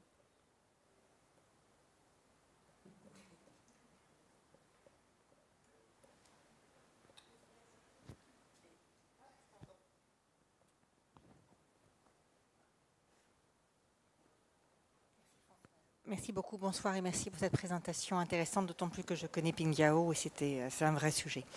Une question très bête, mais c'est du bénévolat. Comment se structure la partie financement, matériaux, déplacements, assurances, etc., qui sont nécessaires à la mise en place de chantiers de cette nature? On demande, pardon, côté français, effectivement, les bénévoles donnent de leur temps, de leur énergie, mais ils vont également payer leur billet d'avion et participer aux frais d'hébergement. Alors, on a chez Rempart l'idée qu'il faut aider à ça, et on a la chance de pouvoir bénéficier d'aide du ministère des Affaires étrangères qui nous font donner des coups de pouce pour les bénévoles pour payer leur billet d'avion. Donc ça, c'est une chance en ce moment, donc on fait ça.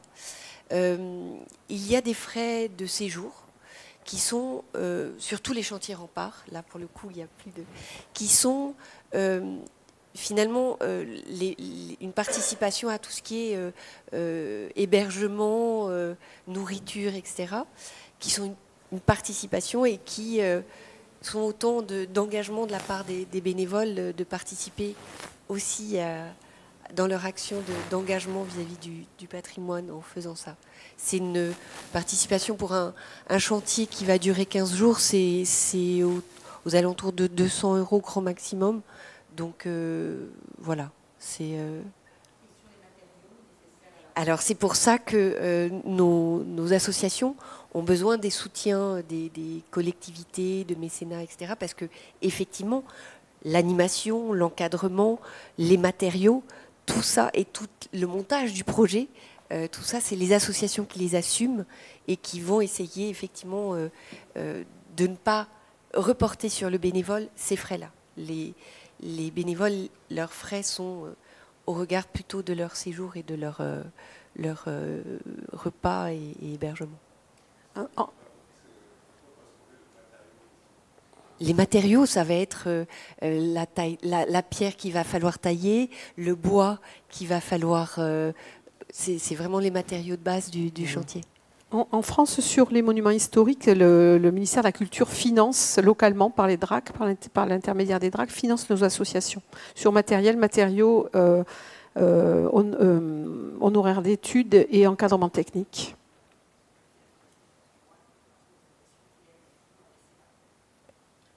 Oui, c'est encore autre chose. Ça, c'est pas pour nos chantiers. Parce que c'est enregistré. On est bien d'accord, la question des partenariats publics-privés sur ce type d'opération est importante. Je pense entre autres à la French Heritage Society, qui pourrait peut-être être un modèle à regarder pour financer justement par des partenaires financiers amoureux du patrimoine chinois ce type d'aventure, parce que c'est onéreux. Et quand on voit le résultat sur une ville comme Pingyao, on comprend tout l'intérêt social, économique que ça engendre. Et côté chinois, c'est la fondation qui peut confier une certaine partie de frais pour les déplacements, des hébergements, etc., etc. Et parce que je veux bien aborder un sujet sur l'assurance. Parce qu'en Chine, il n'y a pas de règlement et de loi qui portent sur l'assurance liée avec tous les travailleurs de type bénévolat sur les chantiers. Donc ça coûte très très cher si on va travailler avec une société d'assurance commerciale. Et ce sujet-là, je trouvais qu'en France, c'est mieux développé. Il y a pas mal d'options, pas mal de choix pour assurer la sécurité quand les bénévoles qui travaillent sur ce chantier. Voilà. Oui, ça c'est effectivement, il y a des frais d'inscription qui permettent d'assurer les bénévoles sur le chantier pour le coup. Et effectivement, pour l'international, il faut développer ça avec l'assurance de la personne. Vous aviez une question? Allô? Vous avez parlé dans un de vos projets où les gens venaient et vous regardaient en train de travailler. Je voulais savoir ce qui s'est passé. Je voulais savoir ce qui s'est passé à la fin. Est-ce qu'ils ont comment ils ont réagi au projet quand c'était fini? Mais très très bien. Très très bien, ça comme l'expliquait Pierre tout à l'heure, il y a cette barrière de la langue quand même qui est là, même si on a toujours des jeunes Chinois qui sont là, on parle en anglais, on finit par traduire. Mais honnêtement, et en particulier à Liansun, mais partout, même dans le village, les gens... non, les gens, comment dire, on finit par faire partie du décor, totalement, et on n'est plus regardé, on voit bien que le regard change. N'est plus comme au début, même un peu moqueur peut-être au début. Après, on est complètement intégré. C'est normal, ils sont là, c'est bien, c'est normal, ils sont formidables, ils payent pour venir. C'est très étonnant. Mais non, je pense que les Chinois ont cette capacité d'ouverture quand même qui fait qu'on est accueillis et apprécié, vraiment. Et par contre, peut-être je partage un point un peu négatif. C'est la réflexion de certains bénévoles en Chine, chinoise, parce que sur le titre, on dit que c'est un chantier de conservation. Par contre, pour tous les élèves architecturaux, ils connaissent bien la définition de l'architecture, la conservation, la définition de conservation, restauration. Par contre, ce qu'on a fait pendant les chantiers, c'est juste la restitution non identique. Mais quand même, on dit conservation. Donc voilà, c'est juste un petit point qui ça va pas pour certains chantiers. Je pense que c'est aussi un sujet, comment on adapte la notion de conservation, restauration aux cultures chinoises et tout ça. C'est un peu partout pareil. À l'étranger, à Rome, tu fais comme font les Romains, il n'y a pas de problème. Nous, on arrive avec une expertise d'organisation de chantier, de pédagogie de chantier, de technique pour certaines parties, mais on n'oblige en rien les Chinois à faire selon nos techniques traditionnelles à nous, par exemple, et ni on n'a pas d'exigence particulière, sauf celle de travailler pour l'intérêt général. Voilà, on ne travaille pas pour du privé, c'est impossible, on ne peut pas, on ne le fait pas en France, on ne le fera pas à l'étranger. Toutes nos actions à l'étranger sont faites dans le sens de l'intérêt général. Ce sont des lieux qui seront partagés ensuite par le plus grand nombre. Voilà, mais nous, honnêtement, c'est notre seule exigence, avec celle évidemment que les bénévoles soient bien reçus, bien accueillis, bien logés, ça dépend des fois, mais en tout cas bien nourris, et puis qu'ils aient accès à au pays, à des visites de sites, à des ateliers comme on a fait, culturels, de calligraphie, d'indigo, etc. etc. Voilà, c'est tout ce qu'on demande à nos partenaires, c'est qu'ils comprennent que les bénévoles qui viennent ne sont pas des esclaves, bien au contraire, donc il faut les traiter, donc il faut bien les traiter. Et pour rebondir un peu sur le côté social, vous avez parlé de la manière dont les gens admirent en quelque sorte, ou la manière dont les gens se moquent ou enfin, le prennent plus ou moins bien. Mais est-ce que ça ne peut pas être pris un peu d'une manière, comme quelque chose d'intrusif, le fait que vous venez agir sur quelque chose d'existant et dans leur vie, déjà dans leur mode de vie aussi, sur une période de temps? Oui, c'est une bonne question, mais honnêtement, je ne crois pas parce que peut-être il dira ce qu'il en pense, mais c'est très modeste ce que nous faisons. Et par exemple, on va reprendre l'exemple de l'opéra. Il y a des scènes partout dans chaque village, et sur ces villages se produisent des choses. Alors, des choses très informelles, et puis des choses un petit peu plus opéra, déguisées, enfin voilà, en habits, etc. Ben, nous, on est là, on va nous faire participer. Par exemple, on va nous habiller, on va nous proposer de nous habiller. Nous, on a chanté l'international en chinois la première année, et les Chinois ont appris des chansons en français. Enfin voilà, on a fait des choses un peu clichés, mais ça. Donc en fait, c'est à la fois modeste du point de vue du travail, c'est-à-dire que encore une fois, on n'impose rien, et puis en même temps, on va essayer de se fondre dans ce que font les gens. On ne va pas arriver, je ne sais pas moi, avec notre culture française, je ne sais pas, je veux dire des djembés, des machins, des trucs pour montrer que nous, on est super forts. Non, au contraire, on va essayer d'être complètement à l'unisson de ce qu'ils vont nous proposer. Donc je pense que, à mon sens, moi, je n'ai jamais senti ça comme de l'intrusion ou bien quelque chose ils viennent faire à notre place, à aucun moment. Vraiment. Pour rebondir sur le chantier, la proportion du groupe aussi fait qu'on n'est pas les Français qui viennent aider, parce que là, pour le coup, sur le chantier en Chine, on était 5 Français contre 30 stagiaires chinois et toute la population du village. Donc au final, on disparaît, par rapport à eux, on est rien, quoi. Finalement, on est là pour observer et apprendre, et on a tout à apprendre d'eux, et nous, finalement, on leur apprend pas tant. Mis à part voilà, être nous, et voilà. Et donc vous étiez sur quel type de chantier J'étais avec Pierre sur le chantier dans le village Miao, avec Charlotte, ici. D'autres partages d'expériences, de questionnements?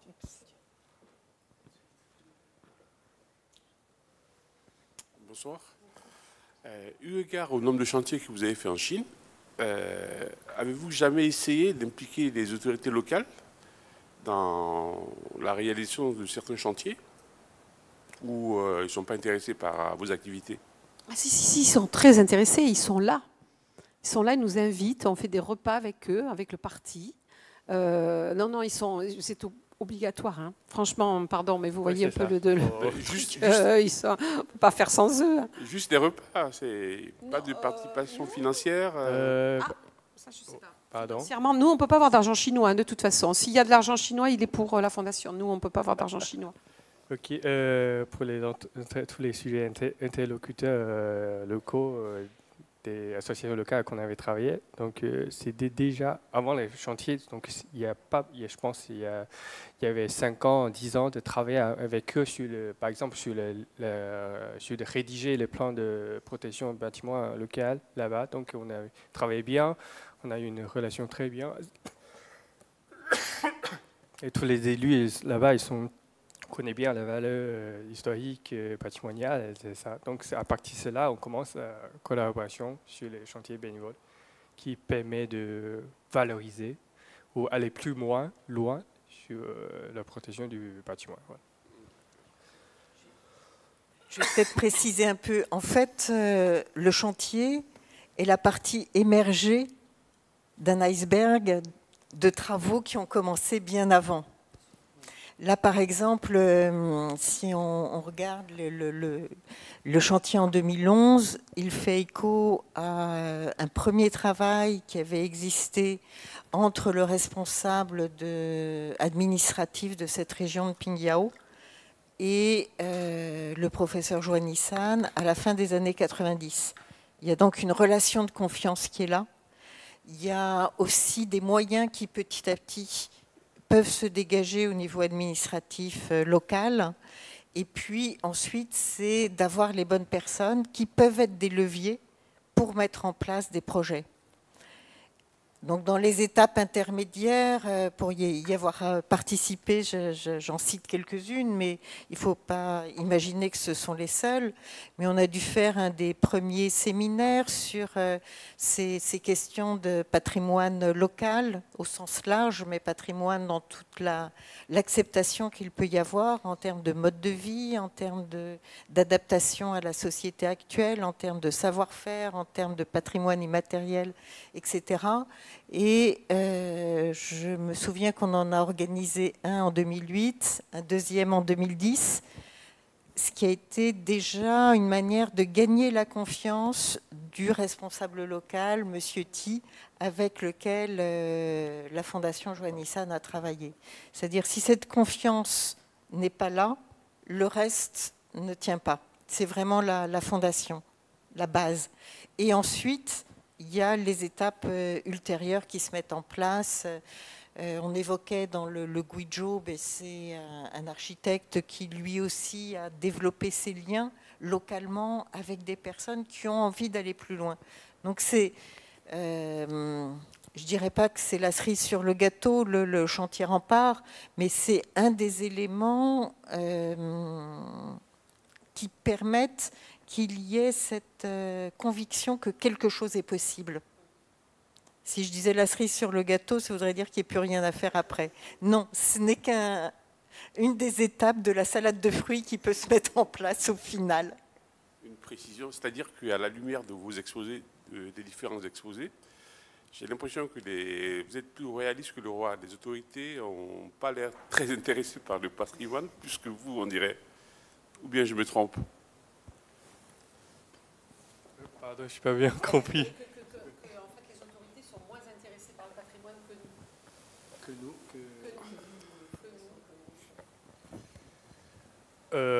Ça dépend. Ouais, je peux pas vous donner une réponse fixe. Voilà. C'est très varié par rapport à leurs compétences, leurs connaissances. Voilà, c'est ça. Je pense qu'il y a des sites, il y a des monuments qui possèdent valeurs comme touristiques, où il y a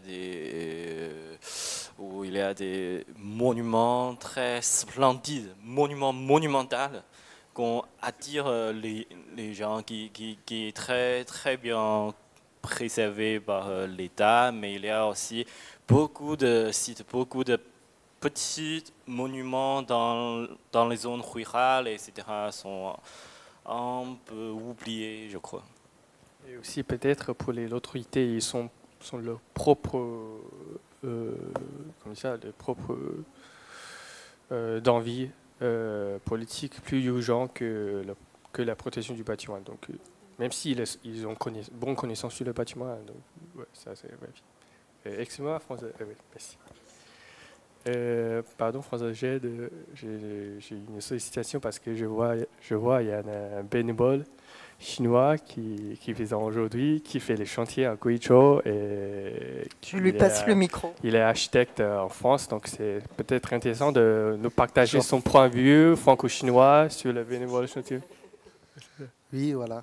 Donc, je suis venu justement parce que je connais Wu Yue. Et on a fait le chantier ensemble à Guizhou en 2015. Et avant ce chantier en Chine, j'ai déjà fait un premier chantier en France, plutôt dans le sud, milieu à côté de Modane, pour restaurer un fort aussi. C'est comme ça que j'ai connu l'association Rempart et j'ai bien profité. Moi, franchement, moi j'avais vraiment zéro souvenir négatif de ce que j'ai fait pendant le chantier. C'est pour ça que moi, j'avais hâte de participer. Moi, j'ai vu des chantiers en Chine, et comme moi, je suis chinois, donc je me suis dit, c'est fantastique. Moi, je veux bien vivre cette expérience. Et en plus, moi, j'étais étudiant en architecture. Là, je travaille en architecture. Et c'est mon métier. Et en plus, ça fait rencontrer des gens.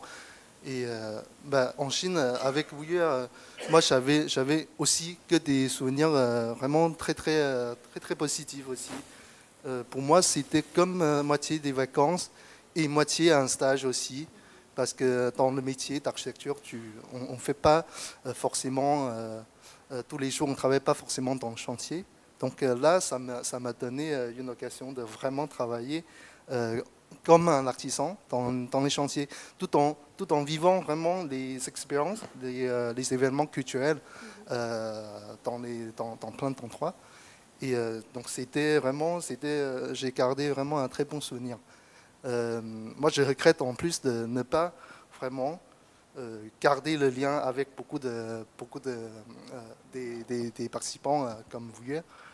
Mais moi, en vous écoutant là tout à l'heure, j'ai envie de participer à un troisième chantier. Voilà. C'était le principe, donc c'est parfait. L'effet boule de neige.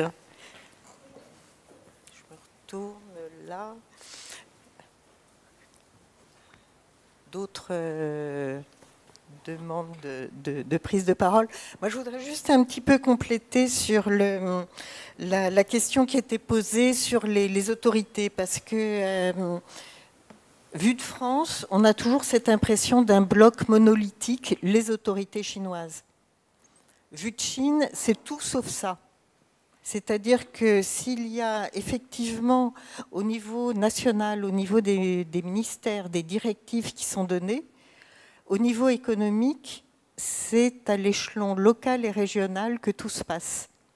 Et c'est parce que tout se passe au niveau local et régional qu'il peut y avoir ces interlocuteurs qui sont force de proposition.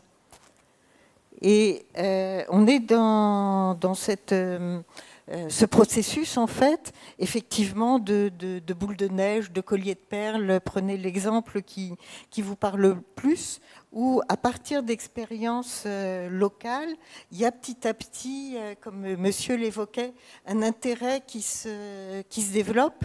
Il y a aussi une confiance qui se met en place au niveau des autorités locales, parce qu'effectivement, je vais prendre un exemple qui est à peu près contemporain du premier chantier Rempart.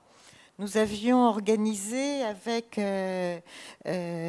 plusieurs interlocuteurs un chantier expérimental pour restaurer un bâtiment en terre.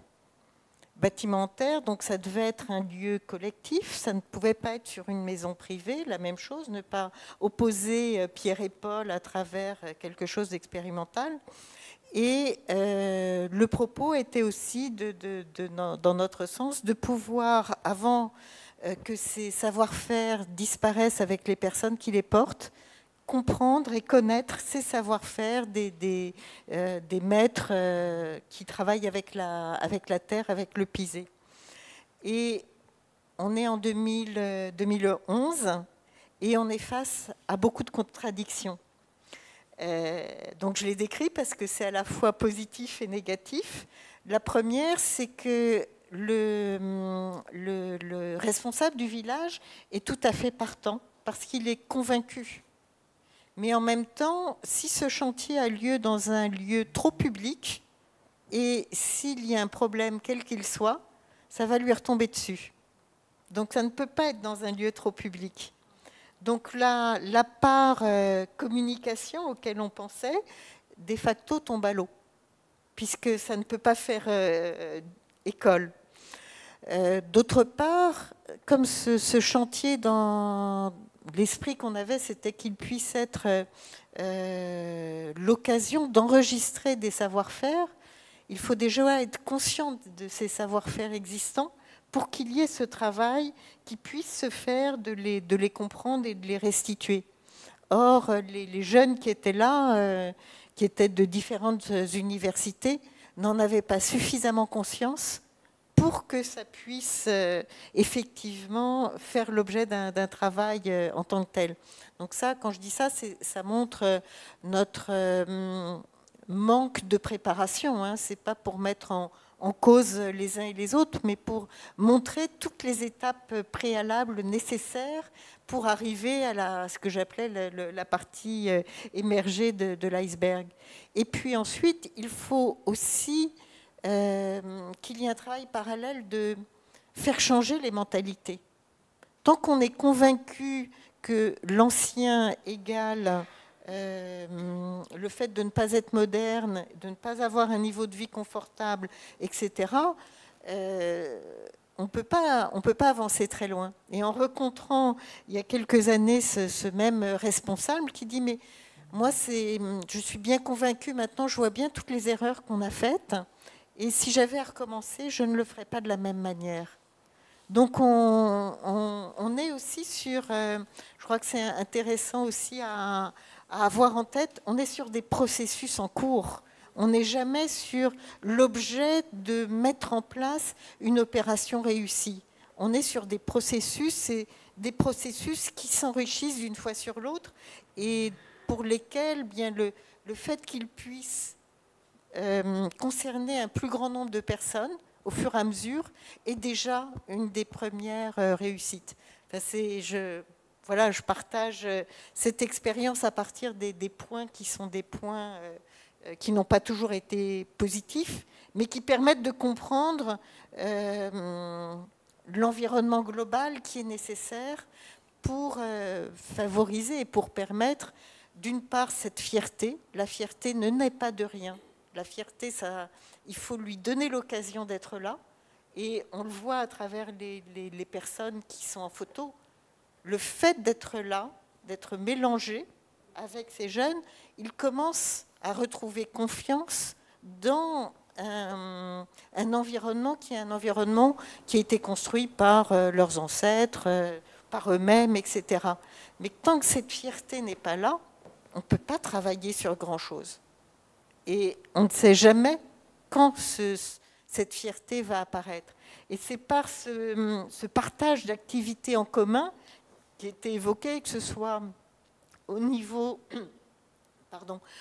des découvertes culturelles, donc tout ce programme qui est mis en avant, qu'il y a un partage qui est d'une autre nature que juste je viens enlever les mauvaises herbes avant de mettre en place quelque chose que je ne verrai jamais fini. Pour la plupart des bénévoles, c'est ça. Donc ce qui va importer le plus, c'est pas tant le lieu que la rencontre et la possibilité de voir autrement une culture, un lieu, une civilisation qu'on aborde sinon à travers les images d'un livre. Enfin, moi, je n'ai pas fait de chantier rempart, mais...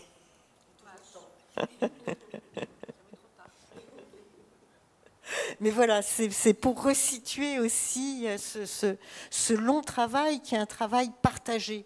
Il est bien, à mes yeux, il est bien au niveau des autorités, au niveau des professionnels, et c'est parce qu'il y a ces transmissions, j'ose pas utiliser le terme de ruissellement qu'on entend un peu trop, mais c'est bien parce qu'il y a ce partage en fait à différents niveaux qu'il peut s'étendre, me semble-t-il.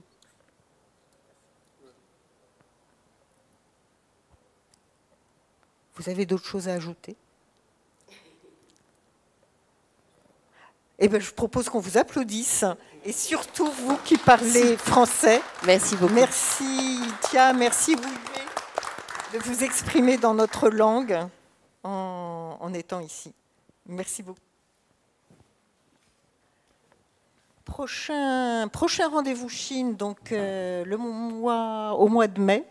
Nous serons cette fois sur le sujet de construire à distance. Construire à distance, ça peut être la distance culturelle, ça peut être la distance géographique, la distance temporelle, mais il s'agit à chaque fois d'équipes franco-chinoises l'architecte Thomas Koldéfi, construisant à Paris, à la Cité universitaire, avec Zhang Yongre. C'est également l'agence Zone of Utopia, construisant en Chine pendant le Covid, sans avoir accès au chantier. Ou encore François Tamisier, qui était le bras droit de Paul Andreu en Chine, construisant l'Opéra de Pékin, en écho à l'exposition que vous avez à la Cité de l'Architecture et du Patrimoine jusqu'au 2 juin sur Paul Andreu. Voilà, je vous souhaite de continuer les échanges avec l'équipe qui est là, si vous le souhaitez, pendant qu'on range les lieux. Merci, merci à vous.